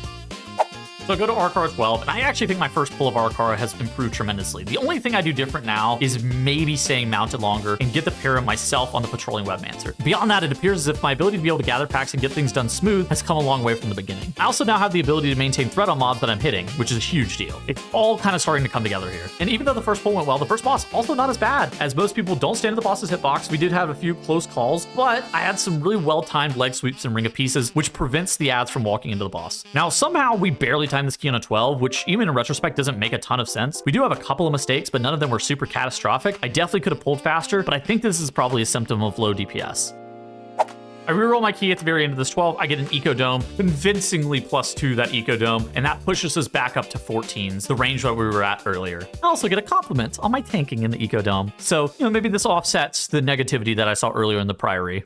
And now I'm kind of bouncing around a little bit. I depleted 14 Floodgate to the timer, depleted Halls 13 to a healer death on the first boss, 2 chest, 12 Halls pretty convincingly. And something that I've noticed about this range of keys that I wasn't super aware of and it wasn't super apparent prior to starting the series is that the amount of variance that you get from players at these levels is like quite high. You'll randomly get players that do no damage, randomly get a mage who presses kick 2 times in a 15-minute Priory, or you'll randomly get people who just don't know base mechanics in the dungeon, and you kind of question how they even got there. And then for me, whenever I'm DPSing, I'll just write this off as like not every key is meant to be timed, but I did notice how frustrating it was whenever I'm on a tank and you have most of the emphasis on you as the tank. At the same time, other people surrounding you are kind of running it down and ruining your run. It's one of those things where it's like you feel like you're doing everything correct and they're kind of holding you back. And while I don't believe in an elo hell, because I think that this is the level that I'm supposed to be at, I'm still getting my shit pushed in by the mobs, but it does warp my perspective a little bit from the not every key is meant to be timed mindset to how could you ruin this run? I've tried so hard and got so far, but in the end, it doesn't even matter. Like realistically, if I was better, I'd do way more damage, preemptively solve problems, and just increase my consistency by so much that I couldn't get held back. But man, some of the people that you get into the 12 to 15 range are just so horribly inconsistent, it is baffling. Let's talk about toxicity in WoW a little bit. I know I was just complaining about inconsistent play a bit in Mythic Plus, but honestly, that doesn't bother me too much. More often than not, I kind of view the people that I play with as just NPCs that don't type anything except for GG or nice try at the end of the dungeon, and you just never see them again. It's just kind of how most people play. Now, there are some toxic assholes that will ruin your day, and strap in because it's time for the Dawnbreaker Incident. It all starts in Dawnbreaker 14 that we achieved off of our 12 Halls of Atonement. And things are going fine through the first boss. Our DPS is kind of low on the first boss, so we end up having like a 4-minute kill time and a 9:30 first boss split. These are normal things to happen. It is slow, but it's not the end of the world. So we go to the pull after the first boss and I double it off. A fairly standard pull, especially for this level. But we have a death. The Death Knight gets hit by the Tactician Frontal, barely lives it, and then ends up dying to the Curse plus the Dark Caster channel on him at the exact same time. Deaths like this just kind of happen, and frankly, whenever you get hit by the Frontal, you're probably supposed to die anyways. At the same time, whatever, this isn't really atypical. I don't really think anything of it as it's happening. So we finish out the pull and I kite out the Shadow Walkers with a well-timed Ring of Peace and reset their stacks in necrotic, and we keep on moving forward, killing off the Fear mini-bosses. Nothing is really happening here. We go to Grandma's house, we kill off that mini-boss. Nothing's really happening here. Then we make it to the third and final mini-boss, the Orb mini-boss, and shit just hits the fan. Bloodlust goes out, I pull the bonus Darkcaster and Shadow Walker. Darkcaster gets kicked by the Warlock and it begins to run at him. He moves it back into melee, but it isn't directly in melee, it's a little bit weird. Warlock ends up getting targeted by the Curse plus the Darkcaster channel. No kick goes out on this Darkcaster channel, nor Dispel on his Curse. Warlock ends up dying. Then something weird happens. Healer gets ran over by the ball. Healer dies. Healer gets battle res, takes it, immediately dies to ball residual damage. Then everybody dies over and over again. Everybody's dead. I'm the only person left remaining. Then I accidentally shoot the ball into the wall, and that officially ends the pull. Abandon vote comes out. I vote no, because the key is still pretty easily timeable, even though our DPS isn't fantastic. Shaman and Warlock are both very late coming back to the pull in the Orb mini-boss for round 2. So the key is kind of over now, even though the key was still timeable, they just wasted 45 seconds. Then somebody ends up pulling the Ritualist during the Orb mini-boss, and the dungeon is officially done there. So who do you think got flamed here? Now, if you guess the healer, you're correct. And let's cut it to me in real time to tell you what the group had to say about the healer. I want to actually see what happened. Okay. He dies, all caps, heal, question mark. He dies to a Tormenting Beam, which is a cast. So what do we have? We had like 1 death prior to this, and he's already on the healer's ass. So he dies to Ensnaring Shadows, then the healer dies to Dark Scars. He got hit by the ball? Okay. And then we all die. And he goes, this healer is so bad, dude. Next time, invite a good healer. I think the key is still timeable. The abandoned instance vote was unsuccessful. Just look at the logs. Bruh, I do not want to run a 14 to completion LOL. It's literally still timeable at this point. He can't play healer. XD GG's. Awful, bro. 715.8. I'm level XD. Top gear looks down at Scheitza with pity. Spits on the ground. Looks down on Scheitza with pity. What the f is wrong with these people? I didn't think he was that bad. What does he get hit with here? Did he take a ground circle? Was the death because he didn't get healed through the curse and the dot? Or was the death because he took the ground circle 10 seconds earlier? Heal through the beam? Well, he's supposed to be healing the debuffs from this dot from the Shadow Walker, or the Manifested Shadows. If Druid kicks, he lives. I'm pretty sure if the Druid kicks, he unironically kills himself and the Shaman, though. Because he looks like he's behind here on these Manifested Shadow dots, for whatever reason. I mean, he should slam Trank. I mean, I don't even think that's the healer's fault. I'm going to be completely honest. Like, I mean, I think the healer could have saved that guy, but like, I would say that's like 85% the DK's fault. Like, if you get hit with a Manifested Shadows ground effect, that's like insane. And then I think like 15% that's probably the healer's fault. Okay, and this other one. Okay, so he gets hit with a ball, but like Darkcaster is running at somebody, actually get it taunted off them. Why don't we grip this Darkcaster? What do we grip in this pack? Anything? No, not really. Whose fault is the death on the Warlock? The Warlock honestly didn't even do anything wrong. I think the Warlock's death might be my fault. It's like mostly me and the Death Knight who's the Warlock's death's fault. Like I think I'm supposed to rot this into the pack. I should have rocked him in. And then the Druid kills himself to the ball. And then I wipe us with the orb. I think this was my fault. I'm astonished that he blames the healer's death like is bad. But like I'm pretty sure we don't even wipe here if I don't shoot the ball into the wall here. Okay, so the DK's death was 100%. Like 85% his fault, maybe 15% the healer. Kind of insane. I think I just have a problem with him flaming this healer over and over again. His mistakes are bound to happen at 14. Like, he's just blaming the healer the entire time. And I'm just sitting there like, is the healer actually that bad? Like, looks down with pity. He hit that multiple times. Kind of just not a good guy. Not a fun guy to hang around with. He blamed the healer for him getting hit by a circle on the ground. I thought he got like meleeed or something. But like you can see them all. Where is he standing? He's right here. So he's here. He literally gets hit by, did he get hit with the Tactician Frontal? Wait, it might not have even been a circle. He might get hit by the Tactician Frontal. Oh, that is crazy work that he takes a Tactician Frontal and then has the audacity to be like a healer? That Frontal doesn't kill on a 14, not if you're a Death Knight. I feel like if you take a Tactician frontal, your first global after that should immediately be Death Strike, no? If I get hit by that, my first global is actually Release Spirit. Yeah, exactly. So a wonderful group of people indeed. If I'm being honest, he wasn't the best healer I've ever played with. Do I think his play was so abhorrent that it needed comments? Any comments? No, not really. Do I actually even think he was most responsible for that depletion? No, I actually think that was me. And finally, I have something to say about all this. They're just complete assholes. The Shaman and the DK weren't even that good is the crazy part. Like, they were fine. But this is a legit equivalent of somebody in Platinum in League of Legends just flaming somebody else and telling them that they're a dog. It's crazy because this bracket of players believes that they're 10 times better than they truly are, and they tend to not have a grasp over the situations at hand. You're allowed to f up dungeons. Here's the thing. You're just allowed to f up dungeons. It's really not a big deal. Everybody f up dungeons. Everybody wipes. You just gotta get back on the horse and go again. You can't really dwell on the past. Not every key is timeable. Everybody's just in there to improve. So f that Shaman and f that Death Knight. Those guys are just assholes. It was crazy to see people be so blatantly toxic over kind of nothing. And the emotes, like, what is wrong with these people? Dawnbreaker Incident. Oh, it continues. I go back into the 13, and not to skip ahead too much, but I body pull the rituals with the orb mini boss. I need to honestly just tank this mini boss way further forward to avoid the possibility of it getting body pulled. Just the entire setup on the orb mini boss for the 13 was cooked. You know, while it's not great that I pulled the ritualist and depleted my key, it's again not a huge deal. The key is still timeable, and it's great that it's still timeable. Except for some reason, the other 4 players in my group have determined that this key is not timeable, and that they'd rather be ported back to Dornegal than to try to time this doable key. It's frustrating, but there's not really anything I can do about it. They voted, you know, democratically, and we voted 4 against me. So I have 2 brutal Dawn depletes, and I decided to side quest a little bit because mentally I'm a little bit shot. And when I say side quest, I decided that I wanted to sign up for a first 2 on Mythic and Mana Forge Omega. And let me just say, while this might be slightly better for my gear, I thought the Heroic was a waste of time. This is a turbo waste of time for the objective of trying to get all 15s done. I don't need the gear. Gear doesn't even do anything for me. I was just so over Dawnbreaker that I wanted to change the scenery for a little bit. Anyway, we went to Plexus Sentinel 4 times and I'm out of there. I don't even know why I started side questing. This is just like a total waste of time.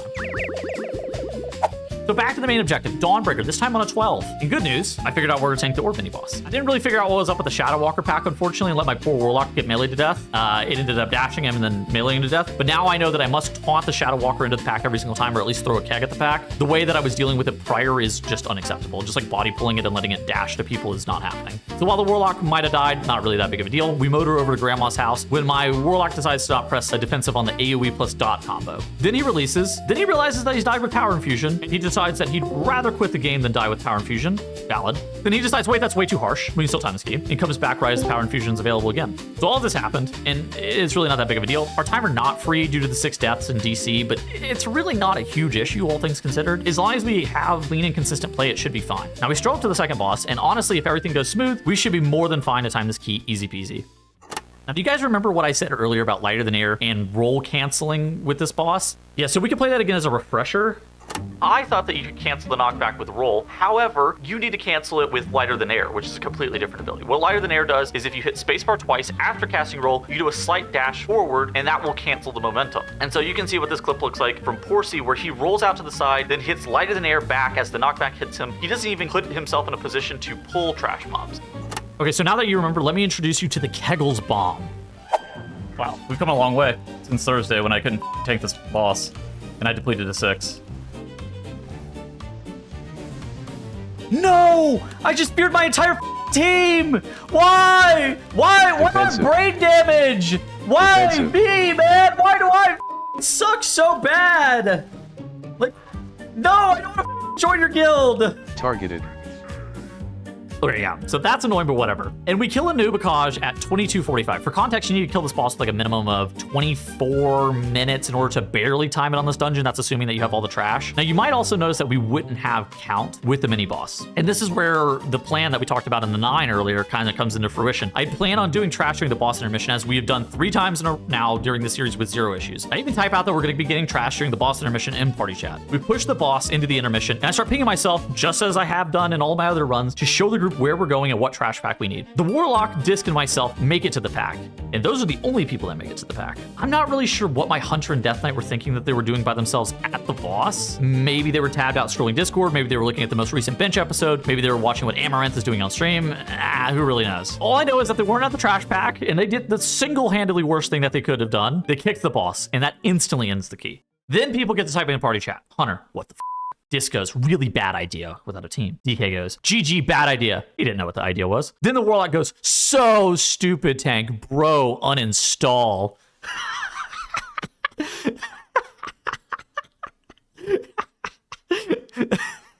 I'm literally speechless.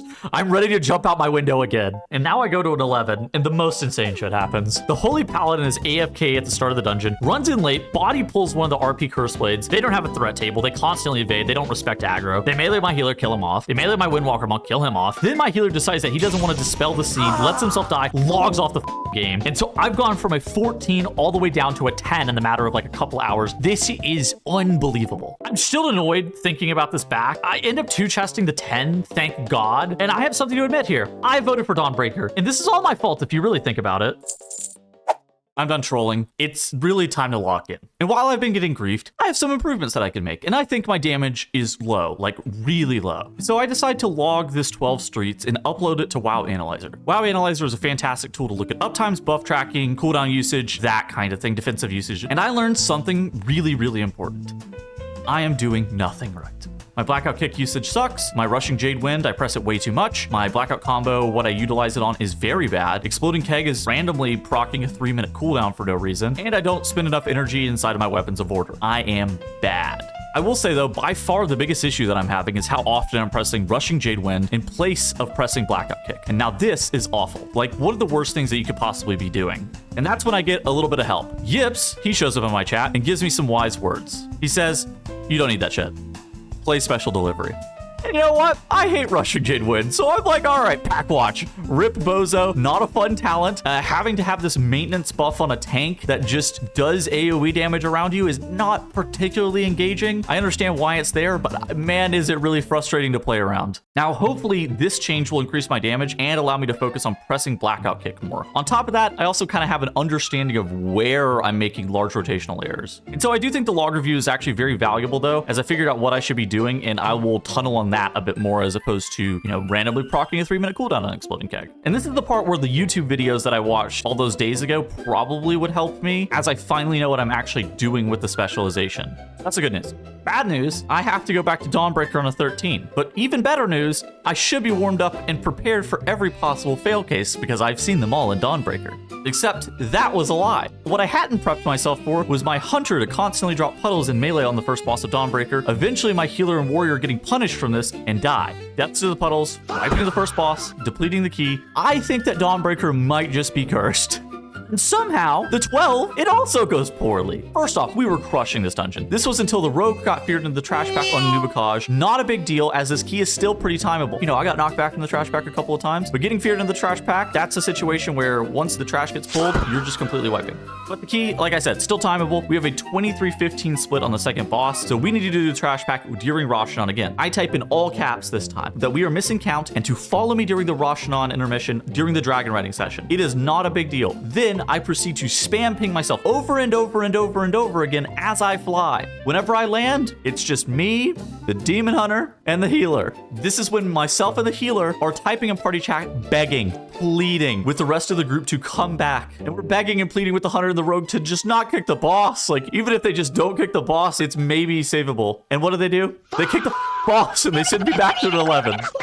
I time the 11. And the prison sentence is over. And that's where I'm gonna end that day. At 28.95 IO, I go to bed. And honestly, I think that I should have been much over 3K IO. I think that this day was terrible. I don't know if I had a hex on me or what. Like, if you think about it, I timed a 14 gambit yesterday. I got absolutely nothing going for me over 14 hours of gameplay today. I do notice whenever I'm watching myself play that I am getting much better as a player, yet the results just aren't converting at all. And I am so over tanking at this point, just let me say.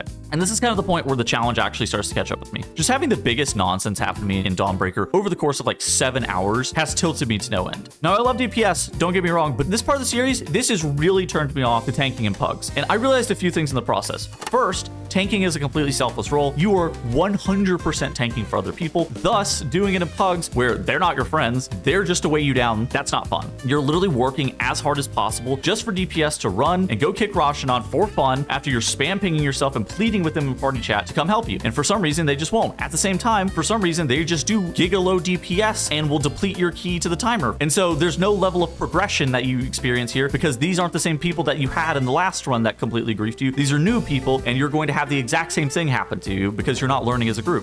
Second, the micro on this roll is just way too hard. How you have to be pixel perfect on every keg smash on specific mobs and running into specific mob packs to make sure that you don't get meleeed, just to make sure that the pack groups up nicely. The micro on this roll is just way too hard because of it. And third, aggro and gathering is just a bad mechanic in my opinion. I've talked about it from a DPS POV before, but just how hard it is to gather a trash pack is the hardest thing that anybody is going to be doing in a dungeon, and it's not even close, and tanks do it every single pull. All right, I need some sleep. So now I show up on day 4 and I am in a much better mood. Will today be the day that I get all my 15s? I think there's actually a chance, even though yesterday went so poorly. Something I didn't realize as well is that out of the 11 Dawnbreaker I 2-chested, I got a 13 Gambit. So this ideally should be a free 14 or maybe even a 15 if we're able to 2-chest it. But it wouldn't be a 0 to hero series without some unexpected nonsense happening. And the nonsense for today, a healer death in the middle of soaks on Celia without anybody who can reliably res. This was maybe the most sketchiest thing I've ever seen. I sit there, I finish the soak, then I need to spam Vivify on my warrior over and over again as he uses the jumper cables and reses the druid, shaman slams Ankh. We're able to recover and 4-man the final little bit of Celia. This was an insane series of events that I actually barely clutched. And if you asked me to do that yesterday, I wouldn't have been able to. So it's one of those things that you watch it back and you're like, oh, I'm actually improving as a player. And this is great for me. Now this sends me towards some new territory, Arakara. And the Arakara, it starts off a little bit rocky with the DK DCing on the first pull, but honestly, it went pretty smooth, all things considered after that. There are a couple deaths and our timer wasn't exactly lenient, but I'll take a clean yet slow run from our DPS over something that has many deaths and feels super volatile and out of control. Now I do end up getting 30 score from that key, pushing me up to 2957. On to 15s perhaps after this 14 Arakara? Maybe.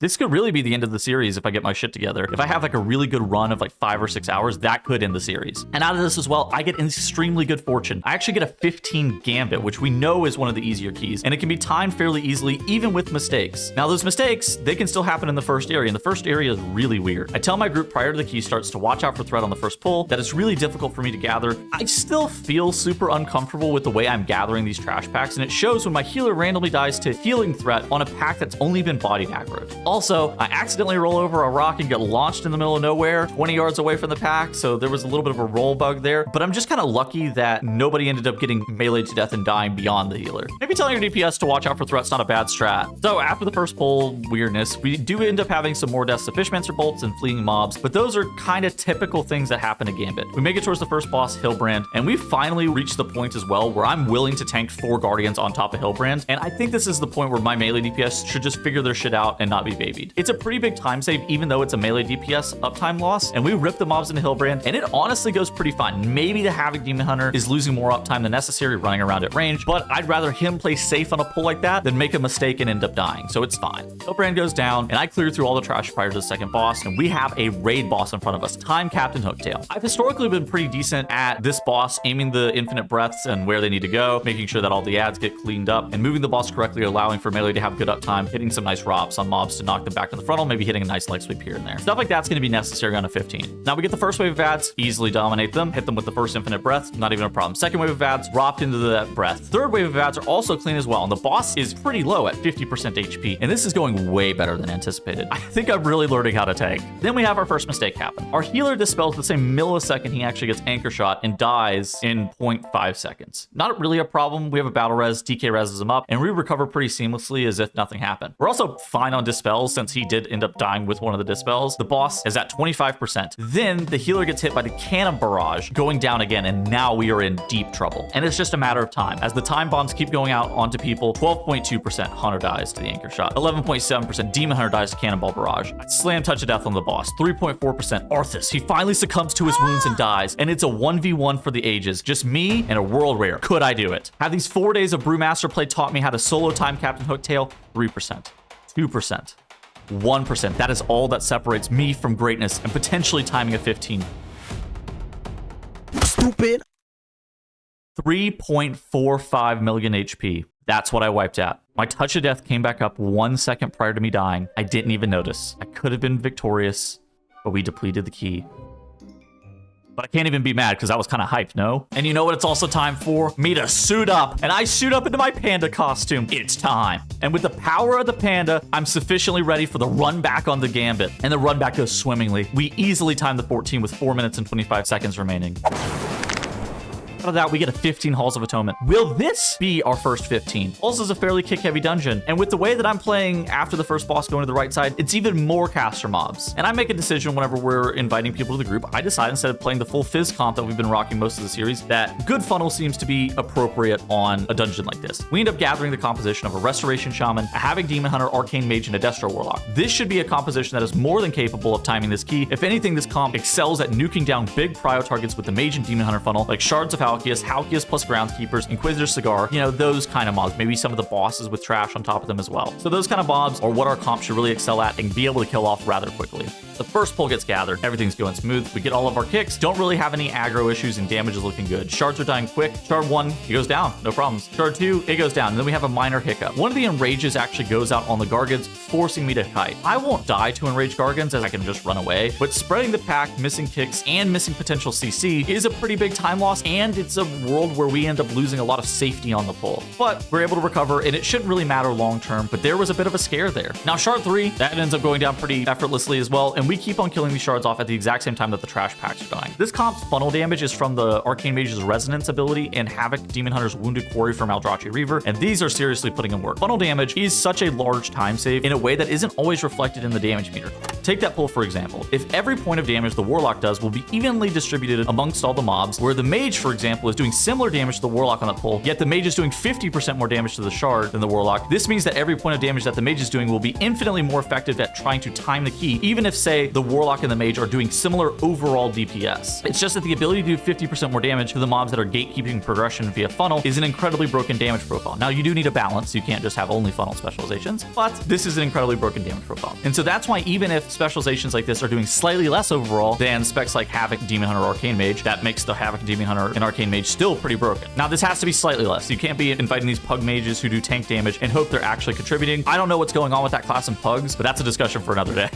On to Halkias, and the plan is relatively simple. I want to get Groundskeepers for both my Mage and the Demon Hunter to be able to put in that extra prio damage into the boss like I was talking about. Earlier, I actually skipped a pack of Groundskeepers that most people grab because I wanted to actually have 2 available to pull during the boss. We end up killing off Halkias, and a 3-minute kill time is honestly not bad for a 15, all things considered. And then here's the hard part of the dungeon. I start spam pinging my group to go right, and we go for an insanely aggressive pull in terms of group survivability. We do triple Eviscerator and quad Obliterator plus Ankle Biters. We're gonna need a lot of CC. We're gonna need a lot of kicks. But good news, this is where our comp is very strong. We have 2 AoE stops from the Mage, 2 AoE stops from the Shaman, a lot of stuns from myself and the Demon Hunter, off GCD stun from the Lock, Para, Palm, Rig of Peace for good measure. We dispatch probably one of the hardest pulls in the dungeon, and things are going to be fine timer-wise, assuming that we don't have a wipe from here on out. Then somebody ends up accidentally body pulling a pack that I don't intend to pull prior to Echelon. We don't need the pack count, but it doesn't really matter as long as people aren't racking up significant deaths. We can take 45 seconds to really kill off this pack super slowly. Not a problem. Now Echelon starts, and it honestly should be pretty chill, I'm thinking to myself, and that's until I splonk.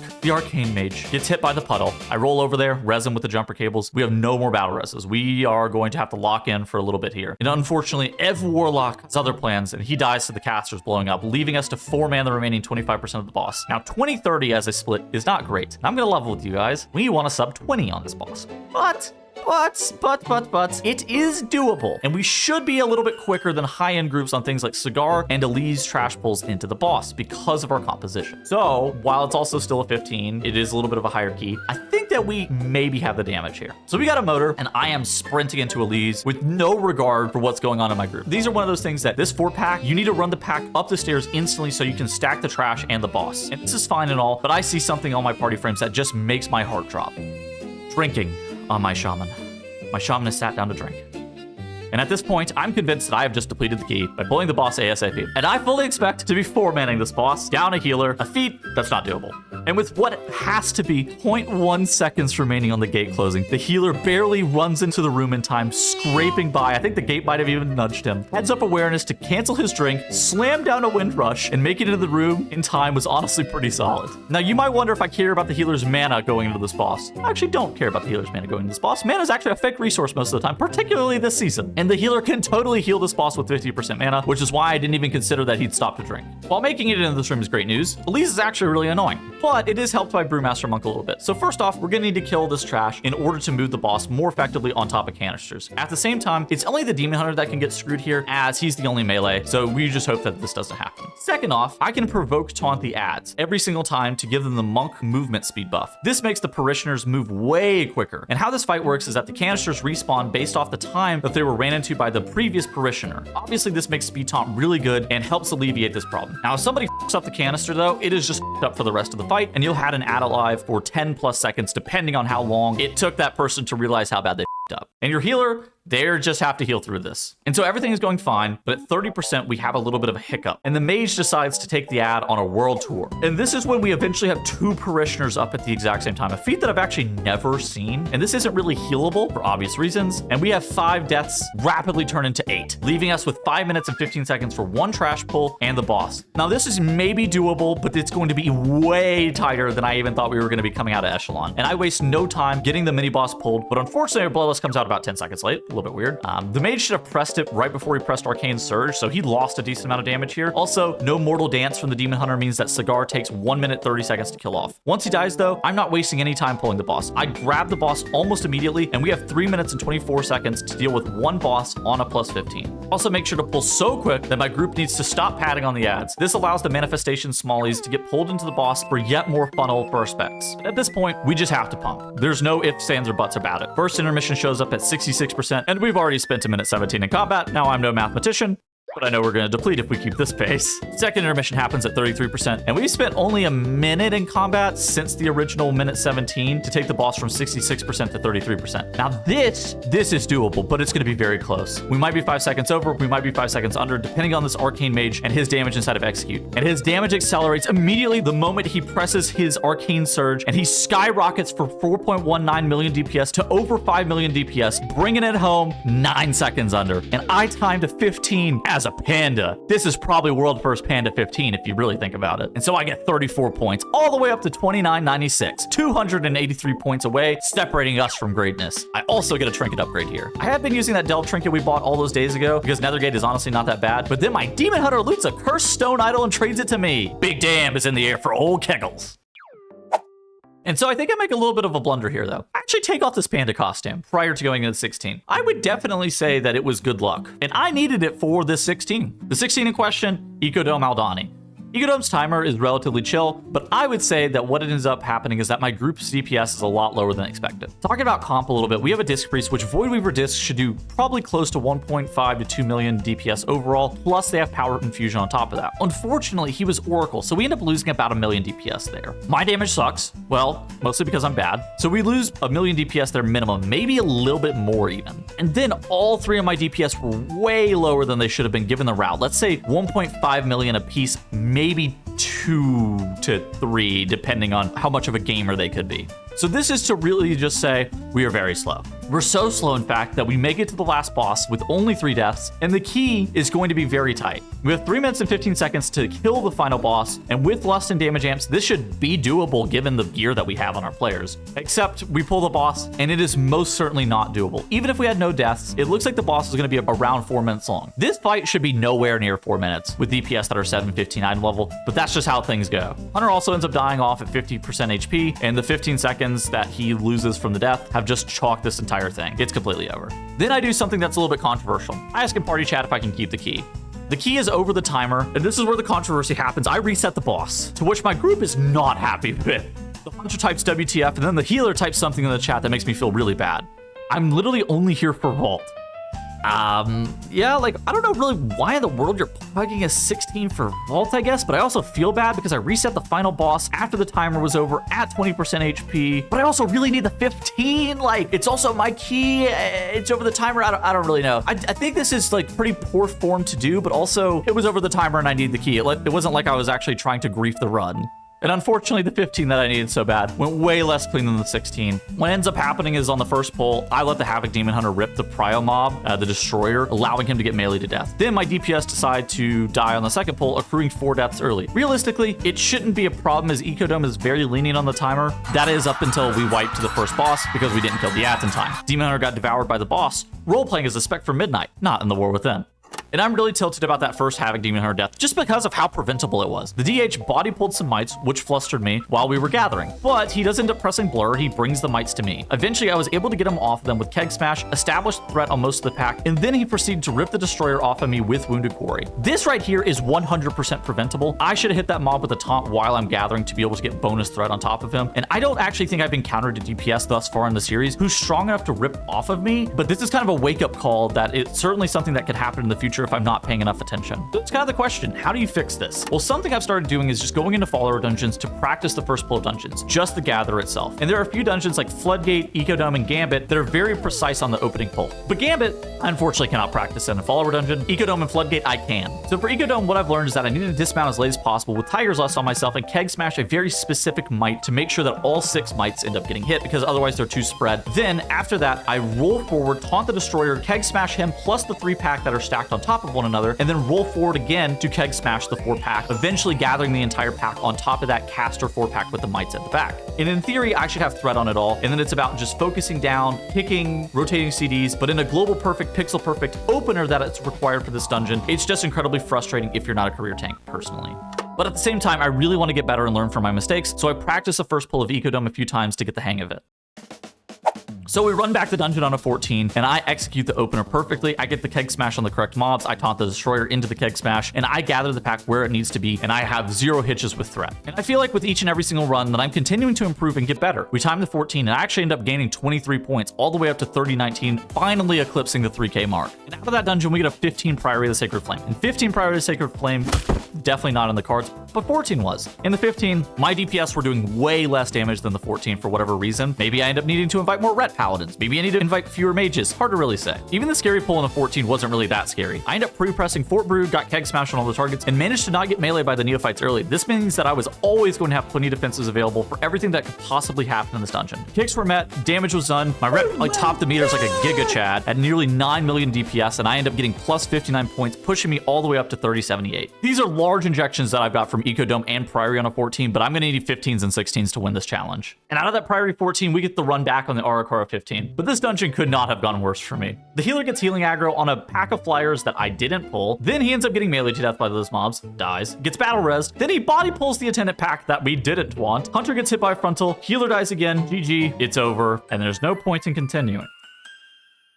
So now I'm left with a 14. What to do? And so I kind of have an idea. What if I get resilient keys? What if the key is Resil? I check my score sheet. I need a Streets, a Dawnbreaker, and a Floodgate all on 14. Then I'll have that floor for any key that I ever have, meaning that I can't possibly go back down to 12s or 13s. This would require me to pug into other people's keys, which I tend to be pretty averse to. Now at the same time though, even if it takes me 2 or 3 attempts, it might be a larger time save than accidentally running down a key to a 12. So I'm gonna go for it. I'm able to pretty easily get Streets done in 2 attempts, just leaving 14 Dawnbreaker and 14 Floodgate. I'm all the way up to 3103 score as well in the score department. And I give Dawnbreaker 2 attempts. The first attempt, it wiped to the last boss, so this is definitely doable. The second attempt is something that doesn't really need explaining. Then I jump into Floodgate, where my Balance Druid gets knocked into divers. Those get pulled on top of Kelp. We end up racking up a bunch of deaths. I think the key is still timeable, but we're gonna have to do something fairly aggressive. So I take 3 divers into Swamp Face, assuming that everybody can get their kick and it should be okay. Not true, this was a mistake. We end up racking up 4 more deaths, costing us a minute off the timer. I'm not sure how much time pulling the divers into the boss saved, but it definitely cost us a minute in deaths, so probably not a minute. On this boss as well, we also end up committing Onk and a ton of battle reses, and we make it to the last boss with 4 minutes and 15 seconds to spare. This is actually plenty of time, considering everybody stay alive. However, the risky strats come back to bite me, and on the last boss, the healer dies, we don't have any battle reses, and we deplete the key off of that. It's a little bit unfortunate, but I'm okay with the situation though, given what all happened. The first Floodgate attempt, you know, we made it to the final boss with 11 deaths, a completely timeable key, had a healer death that kind of sealed the deal. This is totally fine. Dawnbreaker, we also made it to the last boss, and that was fairly close, so we should be able to get Resilient 14s pretty easily. And then I proceed to run back the Floodgate over and over and over again. Depleting it to any and every single thing, and I feel like I'm kind of in pug hell. So 6 hours of real time has passed since we timed the Priory, and 5 hours since I timed the streets. I don't think that pugging into other people's keys is actually an effective strategy. I'm coming to this conclusion at this point. This is something that I always avoid whenever I'm DPSing, mostly because DPS aren't that desirable to have. So getting into a group is like a really hard part. However, I think that pugging into players' keys is just not an effective strategy, and I think that just by far listing your own key is the best strategy all the time because it allows me to properly vet the people that I'm getting in my groups, as opposed to letting the winds of LFG decide it for me. And while I did get a bunch of necessary reps, I feel like I'm stalling a bit in Floodgate, depleting it as many times as I have. I decided that I'm wasting a lot of time, and if I want to set myself up nicely for tomorrow, Resilient's not going to be the answer. The real answer is timing the Arakar 14 that I have in my bag's first try, and giving myself a 15. So I get back in the lab, and we absolutely dominate the Arakar 14, and we finish the dungeon 3.5 minutes under. All right, one more key before bed, and it's a Dawnbreaker. Dawnbreaker might have gotten the best of me 15 times, but surely not a 16th or whatever we're on. I have Perseverance. Unfortunately, Perseverance might be the only thing I have going for me, as we incur a partial wipe to the Orb mini-boss, racking up 7 deaths. You know, this is not looking super promising. You avoid the Keggles slam dunk on a Nubakaj, and we kill a Nubakaj at 22:30. As I said earlier, a noob needs to die at like 24 minutes, otherwise it's completely toast, so we're gonna have to lock in. And then something even crazier happens. My mage dies, and we miss a bomb on Rashanan. But our healer locks the hell in, heals us through the dot, plus the Acid Rain dot, and this is exactly what we needed right then and there. 4 minutes, 11 seconds for the final phase with Bloodlust. This should be free, assuming that we don't have any catastrophic mistakes like a tank death or a full wipe. I also end up helping the healer out with some Vivifies if that's completely necessary. Damage should be totally fine, but a bunch of deaths are not. Now that, fortunately enough, concludes my journey with 14 Dawnbreaker though. Everybody locked in for 3 minutes, we kill the boss swiftly, and I only need Floodgate for 14 Resil. But more than Floodgate for 14 Resil, I need sleep. Finishing up day 4, I'm at 3122 IO with 60 hours of Slash played in 4 days. Not bad. I wake up the next day energized with the motivation to finish off the challenge strong. I feel it in my bones. It's the final day. Try to get the Floodgate again, and I end up depleting it multiple times to combos of, again, low DPS and bad play from my group. Fortunately enough, most of these were not my fault, but we can roll the clip of the end of some of these dungeons. I'd rather deplete to mana than deplete to the timer. Ay. How do I have 2 DPS that do no damage? You should have chained earlier? You think my chaining is why they did 30% less damage? Saved a couple seconds. I mean, I body pulled the jump starter. Body pulling the jump starter cost us more time than anything else.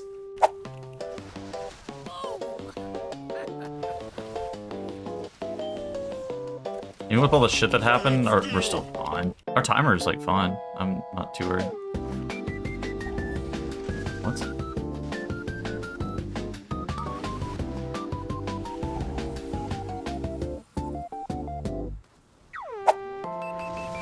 Knockback. He is dead in the middle of nowhere. The superior mind wins. Is this winnable? I'm dead. I'm alive. I'm dead. Wow. I'm just... What the is going on? From 2 DPS doing 3 million DPS less than they should, to somebody getting ran over by Bront, to sporadic deaths and constant misplays on top of deaths on Giesel, Gigazap, I think I've experienced it all in Floodgate. At least this gave me the experience that I needed. And whenever that timing was right, I finally timed the key, and we 2-chest it. Everything eventually ended up lining up for my group where I found people that could do damage. I found people that could keep themselves alive. This is what I meant earlier whenever I was talking about not being in control of your own group, by the way. And now we have resilient keys. But this was a huge waste of time in hindsight. Yes, it got me more reps. Maybe needed. I definitely needed. But in reality, that was 9 hours spent that I could have just been pushing my own key. 0 out of 10. Would not recommend pugging into other dungeons if you desire to climb. On the bright side though, I got 83 points out of that key, so I'm all the way up to 3207. You don't average 1 key level more per dungeon to finish off the series, and I think that having some of the landmine dungeons like Floodgate and Priory on a 14 and getting some of the easier stuff like Gambit, Eco, and Streets on a 16 is probably going to be preferred. I ended up timing that 15 Halls of Atonement as a Panda yesterday, which I would have assumed was going to be one of the hardest keys of the series, but for some reason, I still don't really have any idea why Pugs struggle so much in Floodgate. It's really less demanding than stuff like Halls and Priory, but for some reason, Pugs really struggle in that place. Out of the Arakar 14 I did last night, I got another Halls 15. This is kind of unfortunate RNG, but honestly, I had my chances of good RNG. If I timed that Eco Dome and that Gambit on a 16, and 15 whenever I had the chances, I wouldn't even feel like this is particularly bad RNG. This is just the average RNG of even key distribution. Now this Halls, this is where I want to finally discuss the abandoned feature in more depth. So the abandoned feature is similar to like a /FF feature in a MOBA. You just throw the game up to a vote and players vote for whether or not they want to stay in the dungeon or leave the dungeon. Most of the time it's used whenever the dungeon is not timeable, which is what it's intended for. It was also created to help try to alleviate toxicity from leavers. The problem is that it's had an adverse effect. People will literally try to FF keys that are still timeable just because the vibes are off. You have 2 unfavorable deaths, FF. Your shaman's low DPS, FF. Tank is 4 days old, FF. In the past, having to leave a group was more of a statement of a higher impact thing. Now, anytime you throw up a vote in a dungeon that isn't going 100% perfectly, the forfeit vote passes, and you abandon out of the key every single time. Try it yourself if you don't believe me. And I've been battling against my groups this entire series who try to just abandon out of completely timeable dungeons. So many of those Dawnbreakers I tried to stop people from forfeiting out of. Another problem is once the FF vote shows up, people legit will stop playing and will troll your group if you vote no. In my opinion, this has actually caused more problems than it's helped solve. I wish somebody would just leave as opposed to doing this weird thing where they're trolling the group. There was a Dawnbreaker that I had that the person who threw up the abandoned vote just AFK'd as if it was automatically going to pass. Now with the system, you have to have 4 votes as well to be able to pass it. And I, as the leader, get 2 votes in most situations. Now that you understand how this works, let's talk about the Halls of Atonement.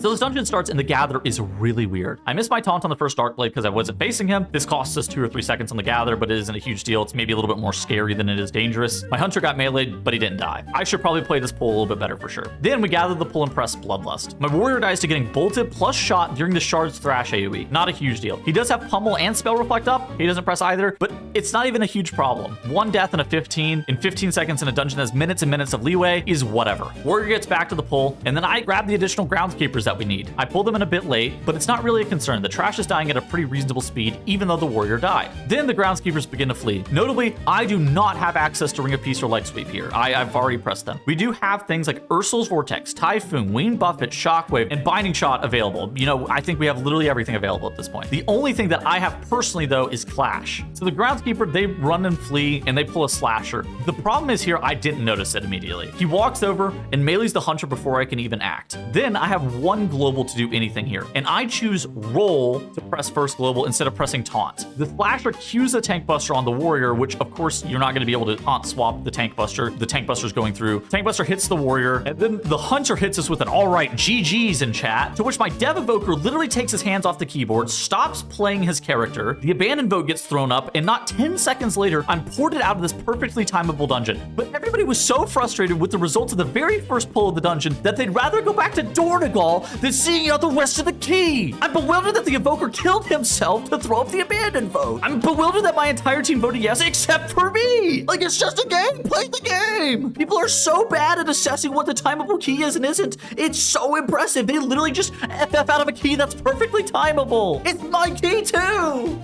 I'm still mad about this, if you couldn't tell. But at least I have 14 resilient. I slam in the 14, and we one-shot Deathless in my rage tanking era. I'm tanking out of spite now.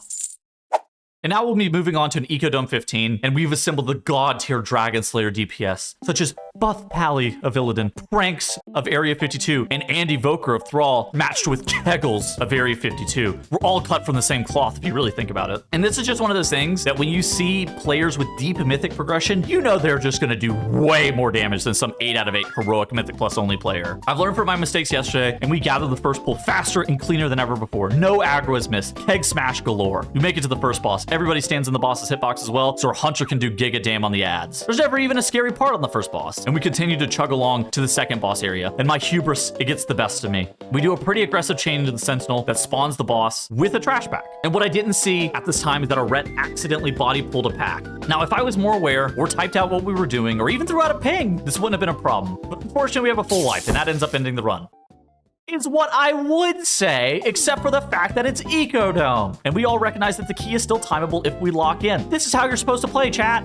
So we run back from the first boss room, re-pull the pack, and we gotta hurry the hell up. We re-kill the pack that was almost dead. We engage the second boss, and my count, it's a bit of a mess. I'm not even 100% sure what we missed at this point, and I grab the hill pack off to the right just to make sure that we're not going to be missing count on this key. We make it to the Sands area in Ecodome. 10 minutes remaining on our timer to get 40% enemy forces in one boss. It's going to be close, but I think this is doable. I implement some pretty aggressive chaining because, frankly, we're going to need it. We make it to the last boss area, and we got 6 minutes to do 2 pack speakers and the boss. Again, we just gotta lock in, have no more deaths. Pack speakers go down. I wrangle up the last couple of mobs that we need for count. 4 minutes, 5 seconds remaining on the clock for one boss. Can we time the Ecodome Aldani with 10 deaths? We have to pump, and it's looking Easy. Bloodlust is slammed on pull. Everybody's grabbing their souls for the damage amp. Movement's looking crisp. And against all odds, we timed this key. 1 minute, 18 seconds remaining on the clock, giving me my second 15 of the series and pushing me all the way up to 3220 IO. What a rush. And out of that Eco Dome, we get a 16 Arakara. Doable. The first area of Arakara is one of the hardest 10 minutes of any single dungeon. And this unfortunate omen comes true for me as well. On the first boss, everything is going right. The ads are dying quickly. Healing is really smooth. And we're stacked up as 5, moving where I'm pinging. I'm dragging the boss cleanly onto the ads where we can get great cleave from everybody. And at 50% HP, I jump the boss with Voracious Bite close to the next set of eggs. But in the process, I pull it on top of them. Not a big deal. I just roll through the boss, pull the boss 5 yards away from those eggs, roll back through the boss's hitbox, and make sure my ad does not walk through the boss. I leg sweep the ads, and that's where this calamity happens. Our healer is 3 yards inside the boss's hitbox. All you had to do is just not be inside the boss's hitbox and everything is fine. Maybe if I noticed this, I could have pressed Ring of Peace to save it. Maybe the Ret could have hodged the mob. Maybe the healer could have moved. It's really hard to say, but Avanox gets enraged. I immediately reset the boss. We re-pull and down Avanox, still maintaining our deathless run. But our timer, it looks terrible. 12 minutes, like what are we doing here? You tend to want to sub 10 minutes on the timer coming out of the first boss, but miracles can happen. They happened in the Eco Dome, so they could happen here. We keep on pulling and I have a revelation. So apparently, I've actually never used Quaking Palm one time during this entire challenge. And there were a couple of situations that come to mind that would have been useful for. Particularly, I had a Sentry Stag Shell go off a couple days ago. Quaking Palm would have been really good to stop that. But I can't dwell on that now. And I'm aggressively chaining the second area when our first death occurs. I get owned by the Keg Smash Radius once more. I assumed it was going to hit all 5 mobs because why wouldn't it? You Keg Smash or trash back. But it missed 2 assistants. They walk over, they kill my DK. Rip 15 seconds. But it's all good. We can't dwell on mistakes. We make it into the second boss, kill him off in 3 minutes and 18 seconds, and this is possible. You tend to want to have 9 minutes for the last trash section, but with 8 minutes and our damage, I actually think that this is doable. What we're going to do is we're going to do 2 trash packs, do the boss, and then do the trash pack on the far side to finish off our count. And the pull on the left side, it's normally very large and very scary, but honestly, all the trash in this area is horrifying for everybody. We get our kicks, we press our CC on the carries, and we press defensives on the drones. First pack ends up getting dealt with. Second pack gets engaged. We gather the pack, we get our kicks. The wing carriers get pulled. It's a little bit weird. They end up running around. I end up getting threat on everything eventually. I do end up turning my back as I press damp and harm to try to make sure that I'm getting threat on the carriers. This is just kind of how this ended up working out. Then we run into the boss and we have 5 minutes for the boss and 1 pack of trash. It's what I would say had I not died. At 20% HP on the Overseers, I eventually ran out of buttons and fell over. This pack was really difficult. So in hindsight, I'm looking at this back in a VOD. I should have used Diffuse on the drones to help dispel myself faster sometimes. I had my stagger stacked up really high, and I didn't realize that I was in danger though whenever I died. My healer was actually doing a pretty good job of dispelling the drone dot off of me, but I didn't realize that 5, 6, 7, even I got as high as 11 stacks of the dot. I didn't realize that utilizing things more so than Tiger's Lust was going to be required here. And realistically, I actually didn't even realize I was in danger though whenever I died, which is probably a bigger problem here, but a brutal way to deplete. I suck. It's all good though, because I very much needed the 15 as well. After the Heartbreaker that was the 16, the 15 comes with relative ease. 4 deaths, 0 boss resets, and we are 15 IO richer. 32, 35. I also get a 16 Halls of Atonement out of that key, which is gonna be hard, but it's doable. And things are looking good in the halls. We make it through the first boss really quickly. I still refuse to go up the left side with the Reavers, and I have no business dealing with those mobs, so we're gonna be going right again. We make it to Echelon, and this is where we lose a lot of time. We have a death on our DK, Warrior, and Shaman. That's minus 45 seconds plus whatever time was lost from their damage. And at the same time, Echelon died at 2110. Not good. Unfortunately, what ends up happening though is we have 2 more deaths on Elise, and that's gonna be the final nail in the coffin. Our timer's just completely toast, leaving me again with another 15 Halls of Atonement, which I've already timed. So I have a couple options here. I could keep running my own key on either a 15 or a 14, or I could try to IO chase the specific keys I need using my tank privilege. We saw how bad it went earlier whenever I was trying to chase the 14 Resil, but I ended up deciding that IO chasing was the way that I was gonna be going out. So I apply, and I get accepted into a 16 streets. Going from a 14 to a 16 here could be 30 points that I needed desperately. And also, since it's one of the easier ones, it makes sense to try to chase that as opposed to going to 16 Priory or something. I can also re-roll my 15 Halls of Atonement to something that's maybe score for me. So it makes sense. You know, the 16 is totally reasonable here. In the streets, it honestly goes super smooth. First boss area was really clean. Everybody gets kicks. Shaman purrs the officers. Second boss, we had 1 death on our Feral Druid, but not really a problem. DK ends up getting hit by food on Oasis and dies. Again, we were talking about small things over the course of an entire run that happened. I also ended up missing count. again. I think I've missed count every single time that I've been in this dungeon, but it's not really a huge deal. Missing count, you know, a lot of people really stress about missing count. I just hold W and, you know, the mobs get pulled. And we time the key, even with a missed count, even with a couple deaths. 1 minute, 22 seconds remaining. I gained 27 points. All the way up to 3262. And we're on the cusp of finishing the series. If I can upgrade one of Floodgate, Priory, Dawnbreaker, or Gambit to a 16, we win that way. Or I could upgrade 3 of those to a 15. And so that's where the situation stands right now. But you know what it is time for? It's time for me to suit back up. Panda costume was good luck. I need it here. And I even hit the backwards roll for the fans. Then you gotta hit the lighter than air forward. That's what you gotta do on the boss. Now we start out and we're pugging a 15 Priory and it goes terribly. We wiped to Damien. It was Resil. So I was ready to give it another attempt. Except I DC'd zoning back into the dungeon. I came back, removed from the party. Who cares about that Priory? Wouldn't it be prime to win this on a Dawnbreaker? I can see it now. The Dawnbreaker Incident into the Dawnbreaker Injection. I gotta say, it sounded way better in my head than it did in practice. And unfortunately, we decided that the commander would not die on the second pull of Dawn, leaving up for 1.5 minutes. His bleed eventually killed me off. Then we get some pure comedy in the chat where the hunter and the druid, they're getting after it. They're flaming one another. Each of them calling one another dog shit. But wait a second, it's Resil. There is no shot this hunter and this druid are both gonna stay at the group, right? Once you start flaming one another, I feel like that's like the recipe for the end. No. It's Resil. Wrong. They're staying. IO is more powerful than toxicity for both of them.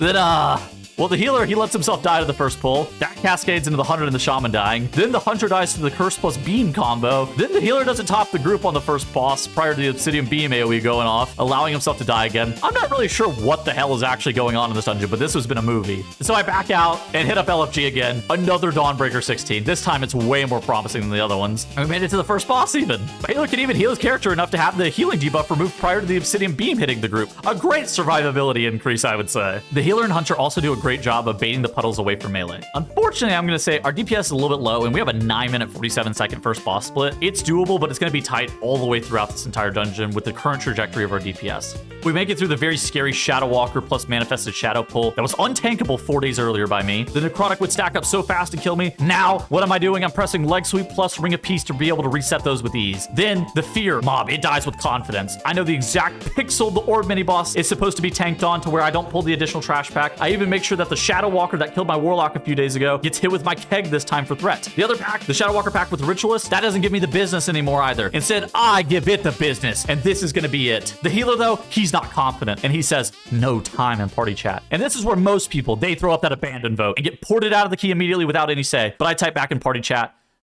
I think we're okay. But the abandoned vote gets thrown up, and after that, people vote no after my motivational speech. And we continue on. We make it back to the scene of the crime, the Anubakaj encounter. Days ago, I didn't even know how to dodge the knockback, but today I'm doing it like a pro. And we kill Anubakaj at 23:49, which in season 1, the point of reference was a 24-minute Anubakaj in order to be able to time the key. Now, we need count during Roshanon, so I'm feeling a little bit terrible about this. We're gonna be like 10 seconds over or 10 seconds under at our current pace, so we gotta hurry. And we phase Roshanon into the intermission, and I think if people don't follow me during this dragon riding intermission, I'm gonna have a breakdown. I'm in TB. However, we do fly to the trash pack, and this trash pack, it's only tank damage. We kill it off and start flying to Roshanon, and that's when I notice something catastrophic is happening. I'm dying to stagger. So talking about stagger for a second, stagger cleanses itself rather quickly whenever you're out of combat. So most of the time, it's not that big of an issue, especially even in Dawnbreaker. Also, you can't die to ticks of stagger, only to damage itself. Unfortunately, we're in boss combat, so stagger does not cleanse itself. Additionally, you're taking M0 scaled hits of the AoE from Roshanon, which is why this doing the trash during the intermission strat is even doable in the first place. Now, if I press Purifying Brew before mounting up, this would not have been a problem, but I didn't notice. I didn't notice until I was halfway to Roshanon, and I cancel my mount mid-dragon ride to try to health potion. I then try to lighter than air roll to the ground to remount, but it's already over. I'm falling into the cavernous abyss, and I'm dead. And I think that this key is literally over with this mistake. Good news, your body gets ported to Roshanon. I get battle res instantly by the druid. I accept it. I snap off a taunt on the boss, and we have 2 minutes and 17 seconds for greatness. We've pressed lust, and we have to kill the boss here. There's no choice. Panda costume and all. This is gonna be the greatest moment of my career. Dawnbreaker Incident to Dawnbreaker Injection. But unfortunately, we don't have enough gas in the tank. We suck again! We deplete the key. 3 deaths. 20 seconds over, and I bet if I didn't die during the Roshanon fight, that would have been the difference. A brutal loss. And with that heartbreak, I'm at a fork in the road. I could take a break and call it a night. It's getting pretty late. Or should I keep going until we're victorious? The answer's obvious. We gotta keep going. I can't sleep now. And I sign up and I get accepted to a 15 gambit. We need this IO. And I think now is maybe an appropriate time to check in with Trell on this 15 gambit to see what his thoughts are. I know things were rough all those hours ago, but I think I'm truly getting a hang of this Brewmaster thing. All right, we're back with another Keggles clip. A couple things have changed, I've noticed. He's now in a +15 instead of a +10. His skills have markedly improved. He's also wearing a panda suit in real life, which is very empowering and gets you into the zone. Let's see what he's got for this very hard pull, by the way. This is a very hard aggro pull, especially for Brewmaster. Keg Smash hits a very small range of targets. Let's see how he handles it. Oh no, instantly the dismount and then the roll against a rock and he goes nowhere. Oh no, now he's already tilted. Okay, lighter than airs into the pack. Keg smashes one mob. Bang, let's go. Alright, he's got shuffle up though, that's a good start anyway. He tags that whole pack with spinning crank kick, good. Tags the third pack with spinning crank kick, good. Ooh, uses exploding keg a little too early. It hits like the majority of the mobs here, but then there's also a whole army of shorerunners about to kill his healer and his ranged DPS over here. So ideally, you would want to go over here and spinning crank kick just a tiny bit, hope for the best. Ideally, you're also rushing Jadewind to get a little bit extra, just initial threat to pull them into the pack. And then as soon as everything's grouped, then you exploding keg and chi burst. And then you can proceed to target just the biggest mob. However, on the defensive front, Keggles is looking good. He's not taking any damage. He hasn't even had to press Fort Brew. Brewmaster's very tanky this season. I don't even know how the mage died. I couldn't even see him on my screen. I don't think that was Tuttle's fault, but maybe. There are some shorerunners running around with aggro on people still because of what we talked about earlier. Okay, Keggles uses cooldowns properly. He's doing good. Damn. He's targeting the Goliath, putting some prio damage in to protect aggro from the prio damage classes. It's not bad. Not bad. I did notice he popped Fort Brew really late in the pull. That would have been a good thing to pop early, but he didn't take any damage anyway, so in the end it didn't really matter. Nice job, Keggles. Market improvement. And while Trell, I'm sure he had nice things to say about the opener of this dungeon, I do not about the end of this dungeon. We made it to the raid boss, Hooktail. That guy beat me by 3.5 million HP earlier. I'm sure you're familiar with his game. He decided this time he was taking out my healer though. My healer stood in a cannonball barrage, died. He was unresable. GG. We're going next. I can't be deterred now. We're on the cusp. So I'm sitting here perusing LFG, and an interesting listing shows up. A 16 Gambit with a Resto Druid, a Destro Warlock, a Frost Death Knight, and an Arcane Mage. The writing is on the wall. This will be the final key of the series. Maybe. First pull, it's as smooth as butter. Second pull, clean AF. Third pull, things start to get a little bit weird. Mobs are fleeing, we don't get an Ursals, no Clashes press, no Grip, no Rop, no Nova, nothing. And a Murloc, he pulls a bonus Giant. Not the best thing in the world, but it's fine. We just need to be clean. Now we down the Giant and the remainder of the Murlocs, and we take the Guardians into Hillbrand. The Hillbrand mobs, those guys gave me a huge challenge with threat.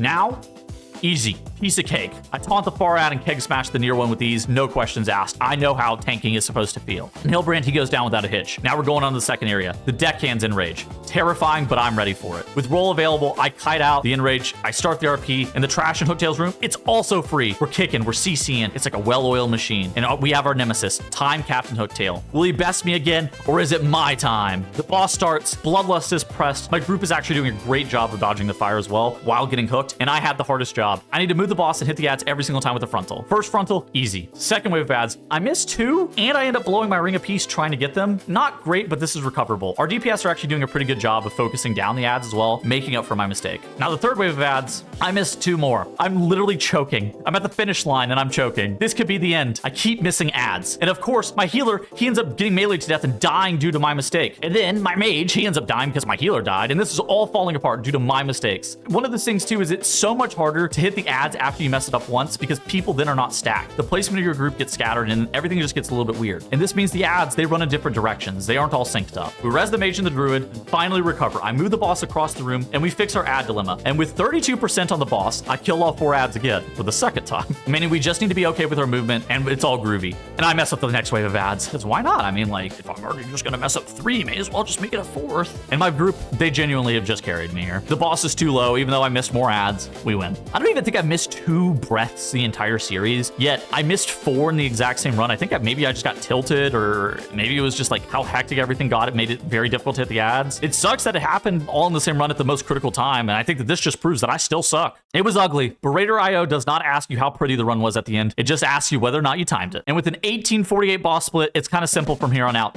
Do not wipe. That's the name of the game. I take it slow, and we kill off all 3 Starseekers with the remaining trash that we need. We're also afforded a luxury, a chance to skip the 1-3 pack on the giant count that I got earlier. In reality, maybe I should have killed it, but the mobs are in the wall. It should be pretty reasonable. I do end up pinging the trash mobs to make sure everybody sees them and is looking at them, and they know not to pull them. That's the only way we can wipe from here. 7 minutes and 15 seconds remaining for just Celia. She probably is around 4 minutes and 30 seconds. So only thing that's preventing us from timing this key is a wipe. Phase 1 goes off without a hitch. My mage is even helping out my druid with the healing soaks. This is how you know you're in a higher end group, whenever your healer doesn't have to do everything. And we enter P2, and the only thing that's separating me from completing the series is not pulling the trash during the boss. First intermission clean. I move to the boss to the side. Everybody dodges the stars. Healer does his soak correctly. Things are going great. Second intermission. Everybody gets their motes hit with the beams. We press Bloodlust. Boss is at 62%. Healer gets its next set of soaks. Everybody dodges the missile. Third intermission. Boss is at 17.7%. I pull the boss to the side and we down him. 28 score. We go all the way up to 3290 IO, and I timed a 16 Tazavesh Gambit, leaving me with 2 16s, 3 15s, and 3 14s, surpassing the 3280 I was looking for. For 5 days of non-stop gaming, 24-hour-a-day streams, never tanking my entire life, this was intense. Now the story, this wasn't about the run that got me to the goal, but instead, it was about the 5 days prior to this that got me there. It was about all the 10s that I did for gear. It was about getting passable at this role that I have no business playing. It was about the journey, not about the destination.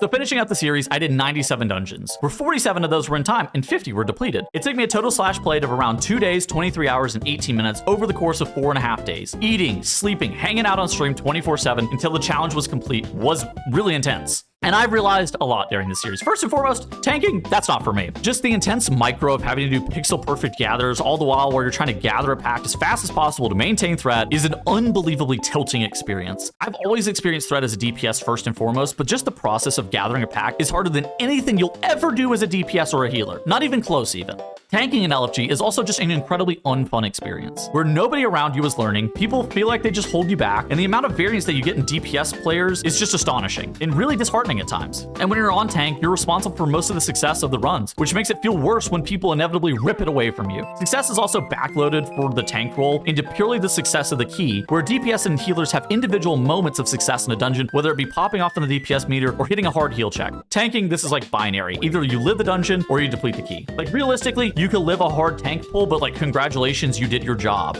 In this series, this has just amplified how important it is to find friends in World of Warcraft.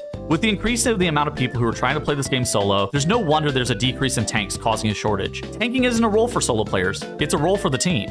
Now going into the series, I had 2 goals. Get all 15s and get good at Brewmaster Monk. Now I hit the score equivalent that I was looking for, but now it's time to test how good I am at Brewmaster Monk. Now I didn't say this last season, but actually at the end of the series, I felt confident enough that I could have taken my Ellie Shaman immediately into higher keys and gotten title on the spec. But on my Monk, let's say I would maybe need to grind all season, and I probably still wouldn't even get there. I would just need to grind all season just to have a chance to get the Mythic Plus title.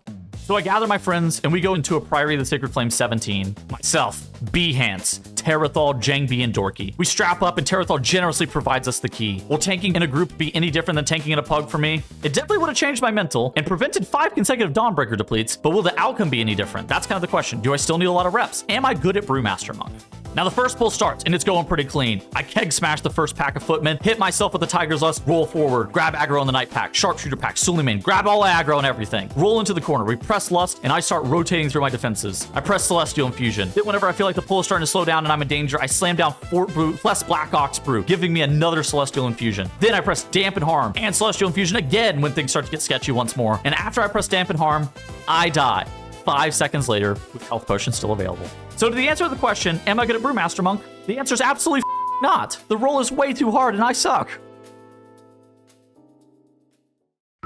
Alrighty, so GG's and thanks to everybody for watching. I just want to say that this was super fun. I took my Brewmaster Monk from a loser all the way to a legend, a 0 all the way up to a hero. And honestly, this was just set up to get myself away from streaming vanilla high keys every day. And in those regards, it was a smashing success. I got out of my comfort zone. I played a role that I never played before, and I got this cool YouTube video out of it. So if you made it this far in this YouTube video, it would mean the world to me if you liked and subscribed, because this video took a long time to make, as you could probably tell. And so liking and subscribing is definitely the best way that you can help support this video. And with that, I will bid you guys adieu, and I will see you guys in the next video. Goodbye.